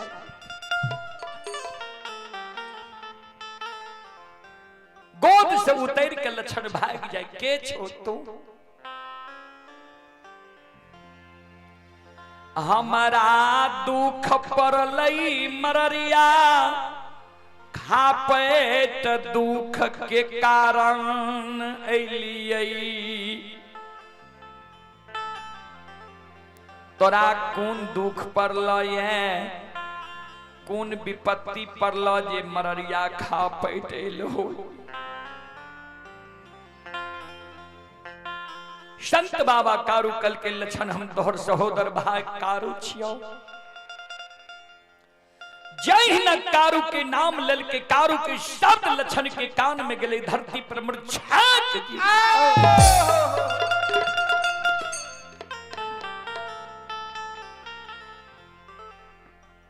चल जा बेमान तू हमरा लग से। कारू भैया हमर मर गेलई, जहाँ दीन बैमन मरलई, वहाँ दीन लछन के भूल गेलई। लछन के फांसी के फंदा पर चढ़ा दिलक। कारू बाबा कहे, तोरा फांसी के फंदा पर नहीं चढ़ेलियो, किया काने छी, किया घर द्वार के छोड़ के मररिया खा पटेली। सारी बात लछन के बताबे जे तोहर जे पूजा करे छिए, वही कारण बड़का भैया हमरा लिए चेला छिरा देलकै, आग में जलबे ले तैयार छै। कारू बाबा कल के रे दुश्मन सब दिन हमरा साथ में रहले, हमरा मरम के नहीं जानले। जा बड़का भैया तोरा लिए चेला चिरेल को चेला पर बैठ जेती है, कहती है बड़का भैया के आग लगबैले एगो जे तोहर बाल बाका भै जेती हो, रुआ जड़ जेती हो, कारू के नाम लेने भूल जेती है, पूजा करना छोड़ चल बोझी में स्नान कर, धोती को वरना पहना कर, चल चेला पर बैठ जी है। लक्षण कल के सुना जिंदा में जे बचन दल हो तोहर बचन पूरा नहीं भेल, मर गेल हो, भूत भै गेल हो, भूतों के लोग विश्वास करे छै, आब तोरा बात के हमरा विश्वास नहीं होई छै। कारू बाबा कल के तो विश्वास कोना है, तो कल के जे ओघरदानी नक्षेश्वर नाथ तोरा प्रदान दिलका, उ ओघरदानी नक्षेश्वर नाथ जे आय मररिया खापट आब के हमरा कहे जे लक्षण चल चेला पर बैस जई हो, तब जेबा नित नहीं जेबा। संत बाबा कारू बाबा ओघरदानी नक्षेश्वर नाथ की ओर सुरता लगा दिल के, गुरुदेव एक बार लक्षण के दर्शन दियो, कहियो चेला पर जाके बैस जाए नहीं तो हमरा नाम में लोग थूकते, कलंक लगते। भक्त के प्रेम में पैर के भगवान बसहा पीठ सवार भै गेले, हाथ में त्रिशूल डमरू लेलकैया, आ डिम डिम डिम डिम डमरू बजैने बाबा ओघरदानी नक्षेश्वर नाथ।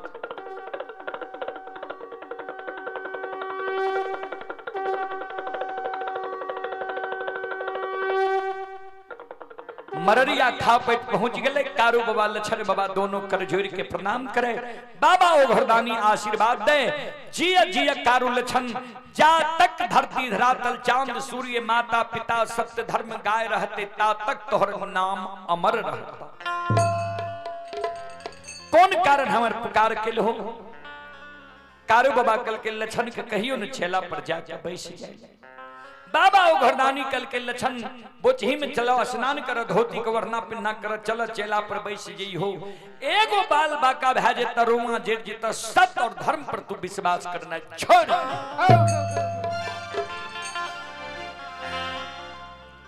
लक्षण बोचही में स्नान करे छे, धोती को वरना पिन्ना करे छे, वही जगह से लक्षण दौड़ा ले ये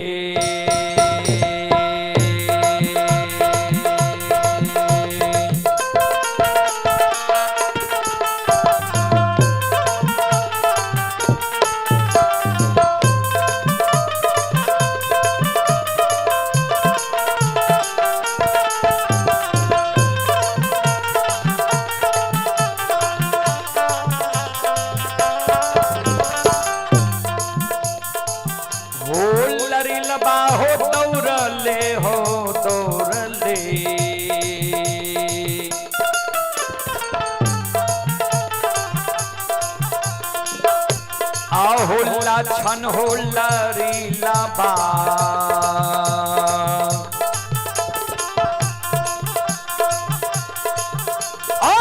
जाय छै महापुरा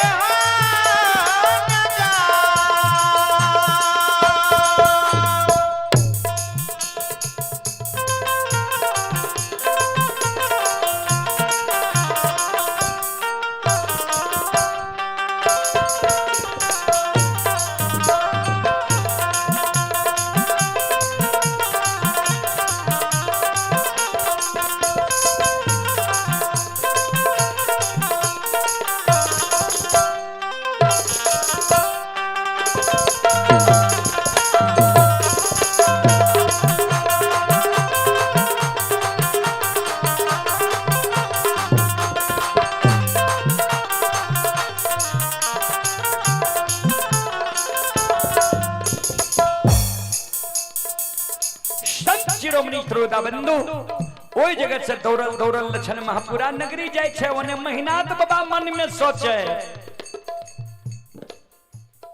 चेला जे चिरा दिलिए तो दुश्मन भाग के गेले कते, आब ने दुश्मन के डर भेल हेते, आब कन्हू से भाग के अइते हमरा पैर पर गिर के हमरा कहते जे भैया कारू के नहीं पूजा करब नहीं नाम लेब। अब हमरा माफ कह दो। महीनाथ बाबा के दिमाग में ये बात चल रही। लक्षण सीधा पहुंच गए महीनाथ बाबा ला। दोनों कर जोड़ के चरण में प्रणाम के लिखे, बड़का भैया तू माय के कोई से बड़ भाई का जन्म ले, हम छोट भाई का जन्म ले ली। तोहर जब मन भेल जे आज छोटका भाई के आग में जला के मारबे, हम जले तैयार छियै।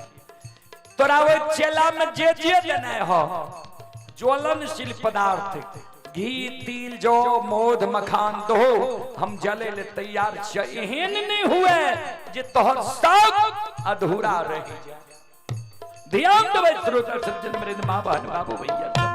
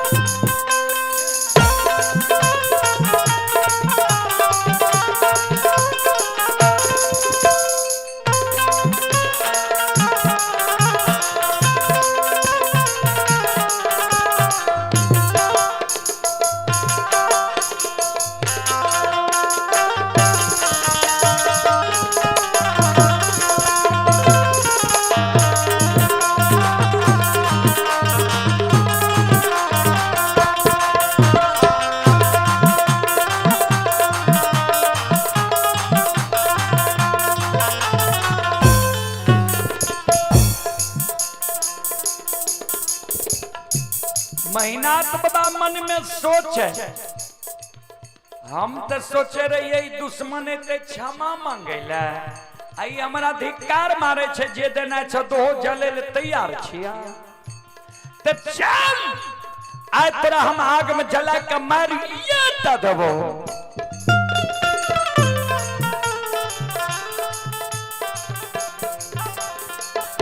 अपने से लक्षण सात गाछ चंदन के,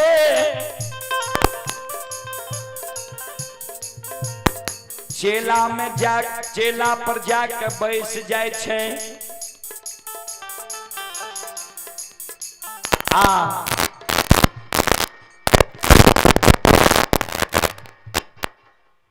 लक्षण के अग्नि परीक्षा देखे ले आए। 10-20 गांव के लोग पहुंच गए हैं। कहबे कौन कौन गांव के लोग तो ध्यान देवे। बघौर बरेटा नहरबार सिरबार बीरबार बीजबार झारा सिसौना ऐना मंगरौनी बनगांव महिषी भागवतपुर गमरोह राजनपुर घोकसम तिलाठी बिशनपुर, ऐसा गांव के लोग पहुंच गए लक्षण के अग्नि परीक्षा देखे ले बाबूजी। आइए आप हैं बिंदिया कुमारी मैना के निवासी हैं।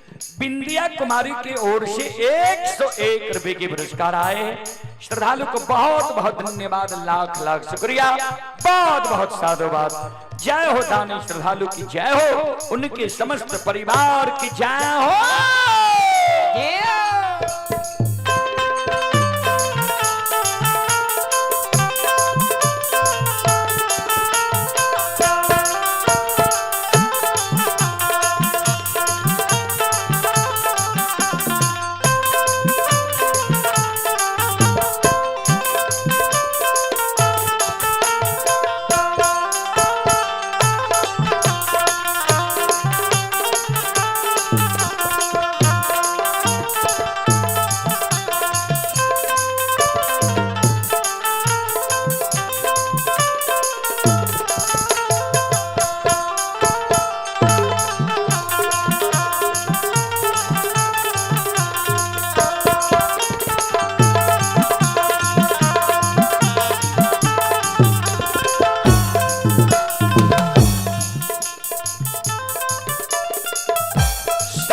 शिरोमणि श्रोता बंधु मां बहन बाबू भैया सब ध्यान देवे। अपने से लछन सात गाछ चंदन के चेला पर बैस गलैया। अब महीनाथ बाबा अपने से सात गाछ चंदन के चेला में आग लगावे छे। भाई सन ही तन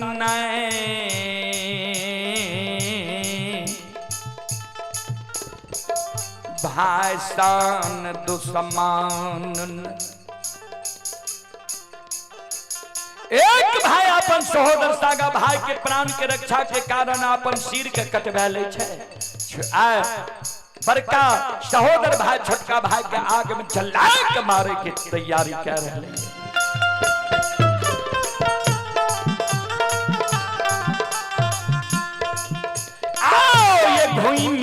ये घुइमा क्या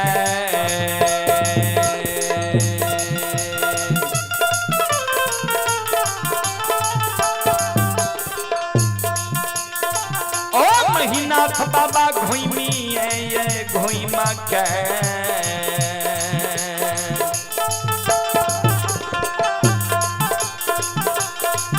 अहो अगिया लगाबै महीनाथ बाबा।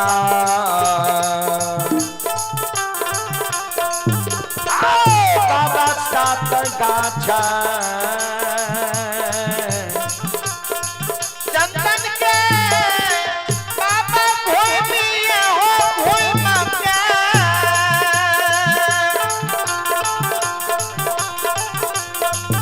आया लगिया लगाबै महीनाथ बाबा।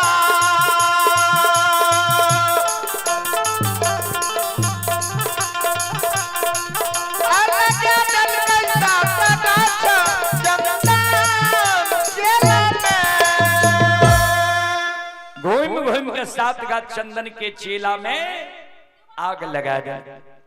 जहिना आग लागले बाबूजी आग धो धो करे लागे।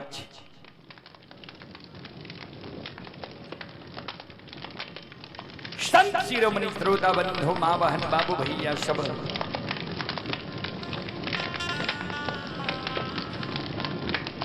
दस हाथ के ज्वाला हुए आग से चले। कभी लिखनी है धर्म पर जो अटल रहे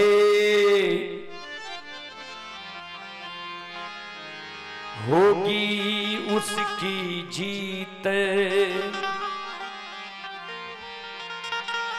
अन्यायी के लाशों पे कुत्ते गाएंगे गीत। जे धर्म पर रहे छे सत्य पर रहे छे जीत धर्म और सत्य वाला के होय छे। धर्म और सत्य बाबूजी परेशान होय छे लेकिन पराजित नहीं होय छे। धर्म और सत्य की कभी हार नहीं होय छे। फिर कभी लिखनी है भक्त प्रेम के पाले प्रकर प्रभु को नियम बदलते देखा। अपना मान टले तो टले भक्तों के मान न टलते देखा। अपन मान सम्मान टल जाय छे त टल जाय छे लेकिन भक्त के मान सम्मान के भगवान टले ले नहीं दै छे। सात गाछ चंदन के चेला जेर जाय छे राख उड़ जाय छे। वो सात गाछ चंदन के चेला से लछन बाहर होय छे। चलो तो सात गाछ चंदन के चेला से लछन बाहर थे। एक बार हम सब श्रोता बंधु सब मां बहन से आग्रह करबे दोनों हाथ से ताली बजा के और मुखार वृंद से भगवान के मना लियो जे लछन के चेला से निकाल दे और सत्य धर्म रह जाए। सत्य धर्म के विजय हो। चलो एक बार दोनों हाथ भगवान के नाम पर कारू बाबा के नाम पर ऊपर करियो और ताली बजाइयो सब मिलके गइयो। बोलो राम सिया राम जय जय राम। राम सिया राम जय जय राम।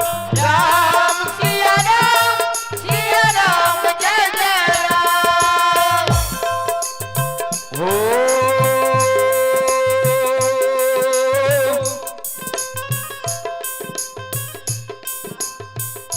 मंगल भवन अमंगल हारी।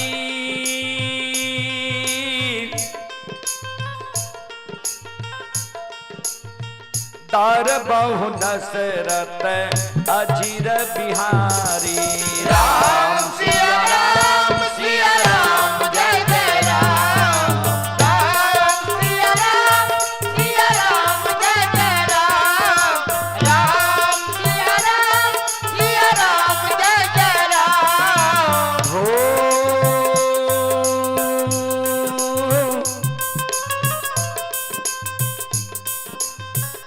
दीन दयाल बिरध संभारी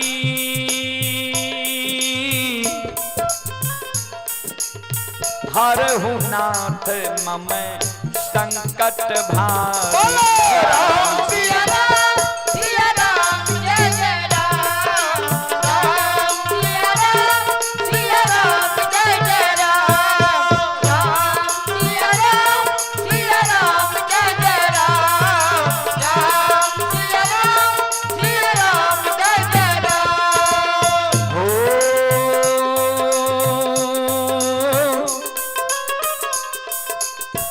होई है वही जो राम रचि राखा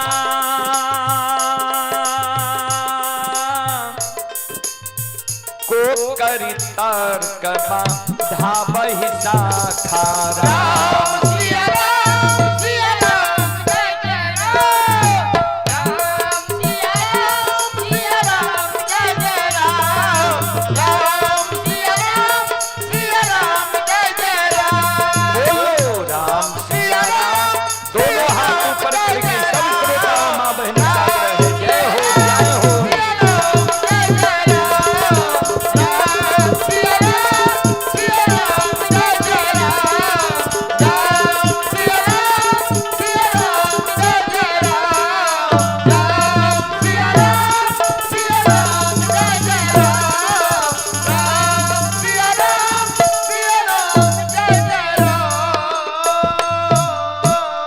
बोल बोल संत बाबा कारू खिरहरी की बाबा नक्षेश्वर नाथ की माता गहील की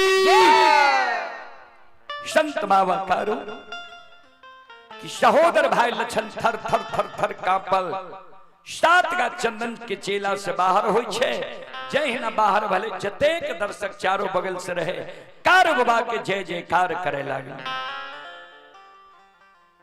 दौड़ के चेले ले महीनाथ बाबा लक्षण हमने जाने रहियो तू एक बड़ा धर्मात्मा छी कल के यह कारण बाबा तोरा काशी में पढ़ेल कर है सहोदर भाई का आग में जलवे के कारण ए हो महापुरा धर्म देश छिए तोहर आत्मा छ निर्दयी वाला तोरा यह निर्दयी आत्मा वाला मानव के बात महापुरा नगरी में नहीं थे तोहर बात तोहर सासुर परस बनना में हिता अब परस बनने में तोहर वंश खानदान चलता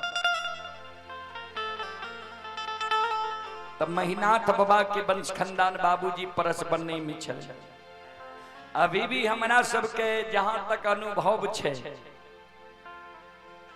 जे महापुरा में जे निर्दयी आत्मा के लोग छे अधर्मी छे वहन लोग कभियो पेट नहीं भरे छे सज्जन वृंद श्रोता बंधु ता संत बाबा कारू के महिमा कबा खंड में अगम अपार छे और कारू बाबा के मंदिर महापुरे टा मने कोनी एहन गांव छे जे कारू बाबा के वहां मंदिर नहीं छे लगभग 25 जिला में हम सब जाय छिए हर एक जिला में हर एक गांव में कारू बाबा के मंदिर छे कारू बाबा के जाने छे यूपी तक के लोग ता कारू बाबा के वह दिन से लक्षण पूजा करे लगले जेकरा जे कहे सदा सत्य भै जाए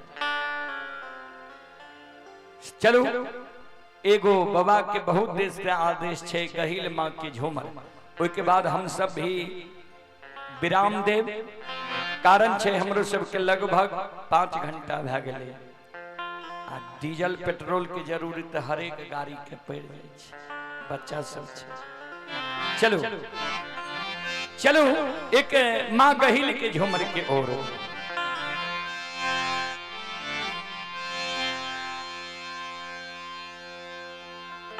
आ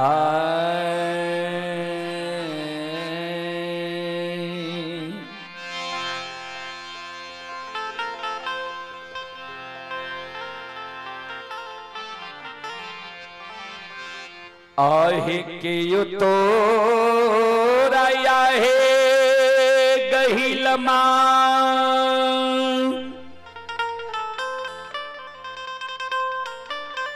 आहे पोखरी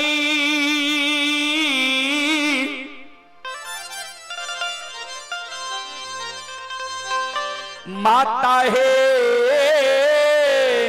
खुने लगा है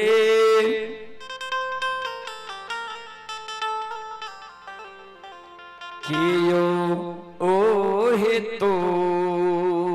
तोरा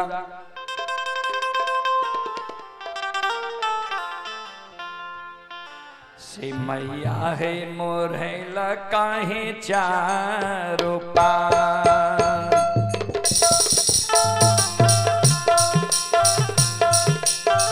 दहे के यो है तोरा मैया है मोरे लकाहे चारों पार दहे के यो है तोरा गहिल बा मोरे लकाहे चारों पार दहे मैया के यो है तोरा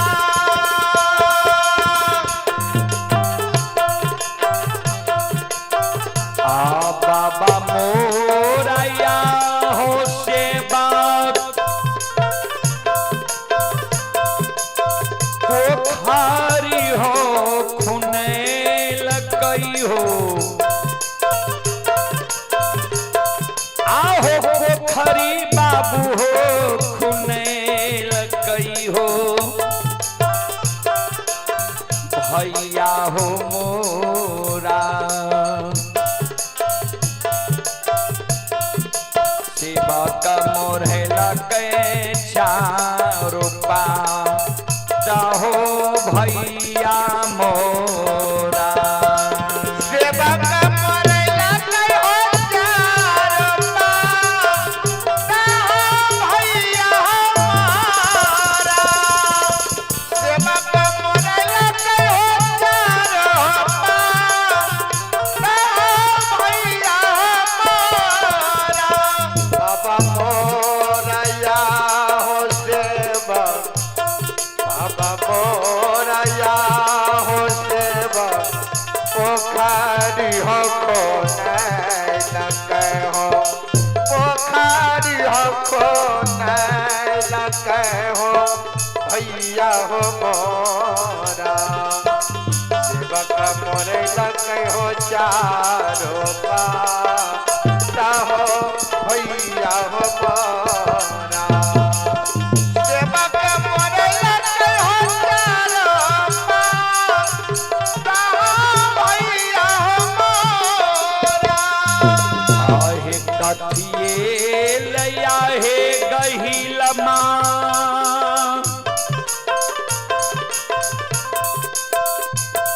आहे बाबा पोखरी खुने लगा है कथी लाए भैया मोरहेला का चारों पाहे काथी लाए कथिए नैया हे गहिलमा बाबा पोखरी खुने लगा है बाबा है पोखरी खुने लगा है काथी है ले गहिलमा मोरे लगा चारो है पा काथी है ले गहिलमा मोरे लगा चारो पा काथी है ले हो आसनान करेल सेवा बाबा पोखरी खुने लगई हो बाबा पोखरी खुने लगई हो झुमारी खेले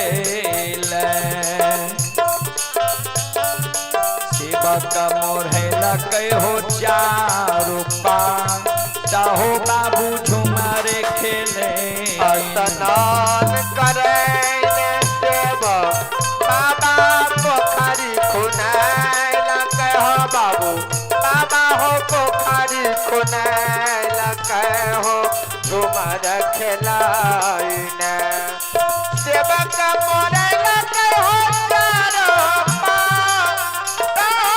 झुमर खेलाई ने सेवक मोरे लगे हो चारो झुमर खेलाई ने आहे कहमान है लगहिल माँ कहाँ लाट झार लहे कहाँ लाट झार लहे कहाँ है जाई मैया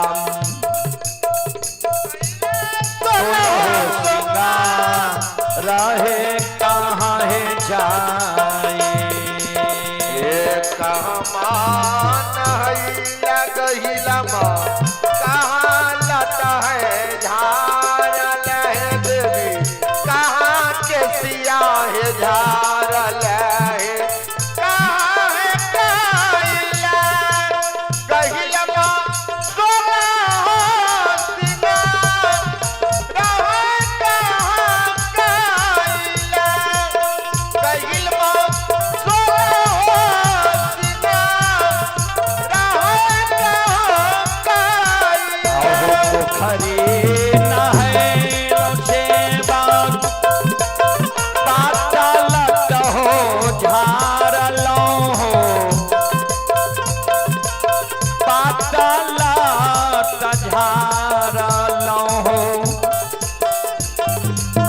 गहबर जाई सेवक लोग चोला हो सिंगार हो गहबर जाई पोखरी नहायलो सेव पातलत झार लो बाबू पातलत झार लो कहबर हे पोखरी नहायलो सेव पातलत झार लो बाबू पाता के सिया हो झार लो कहबर काइला से बतिया सोना हो सिंगार कहो कहबर काइला दोनों कहार जोरी से बकिया भाइये गेल खाराय भाइये गेल खारमा हम हे करियो मैया है करोराया परा धा है क्षमा है करो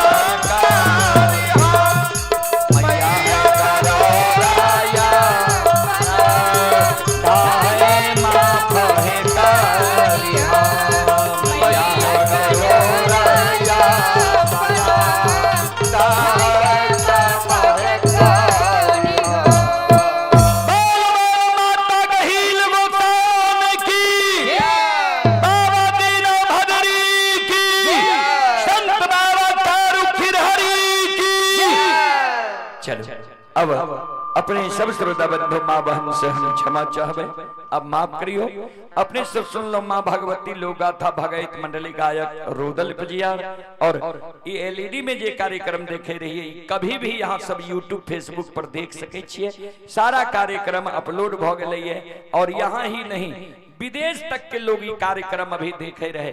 आइए आप हैं काजल कुमारी 51 रुपए की पुरस्कार आए हैं। अंकुश कुमार मैना के ओर से 51 रुपए की पुरस्कार आए हैं। श्रद्धालु को बहुत बहुत धन्यवाद, लाख लाख शुक्रिया, बहुत बहुत साधुवाद। जय हो दानी श्रद्धालु की जय हो, उनकी समस्त परिवार की जय हो। और हमारे मंडली से जो त्रुटि गलती हुआ आप लोग बच्चे समझकर क्षमा करने की कृपा करेंगे। आप लोग सुनी माँ भगवती धर्मगाथा भगत मंडली गायक रुदल ग्राम पंचायत बेलवारा, थाना कनरिया, प्रखंड सिमरी, बख्तियारपुर जिला सहरसा।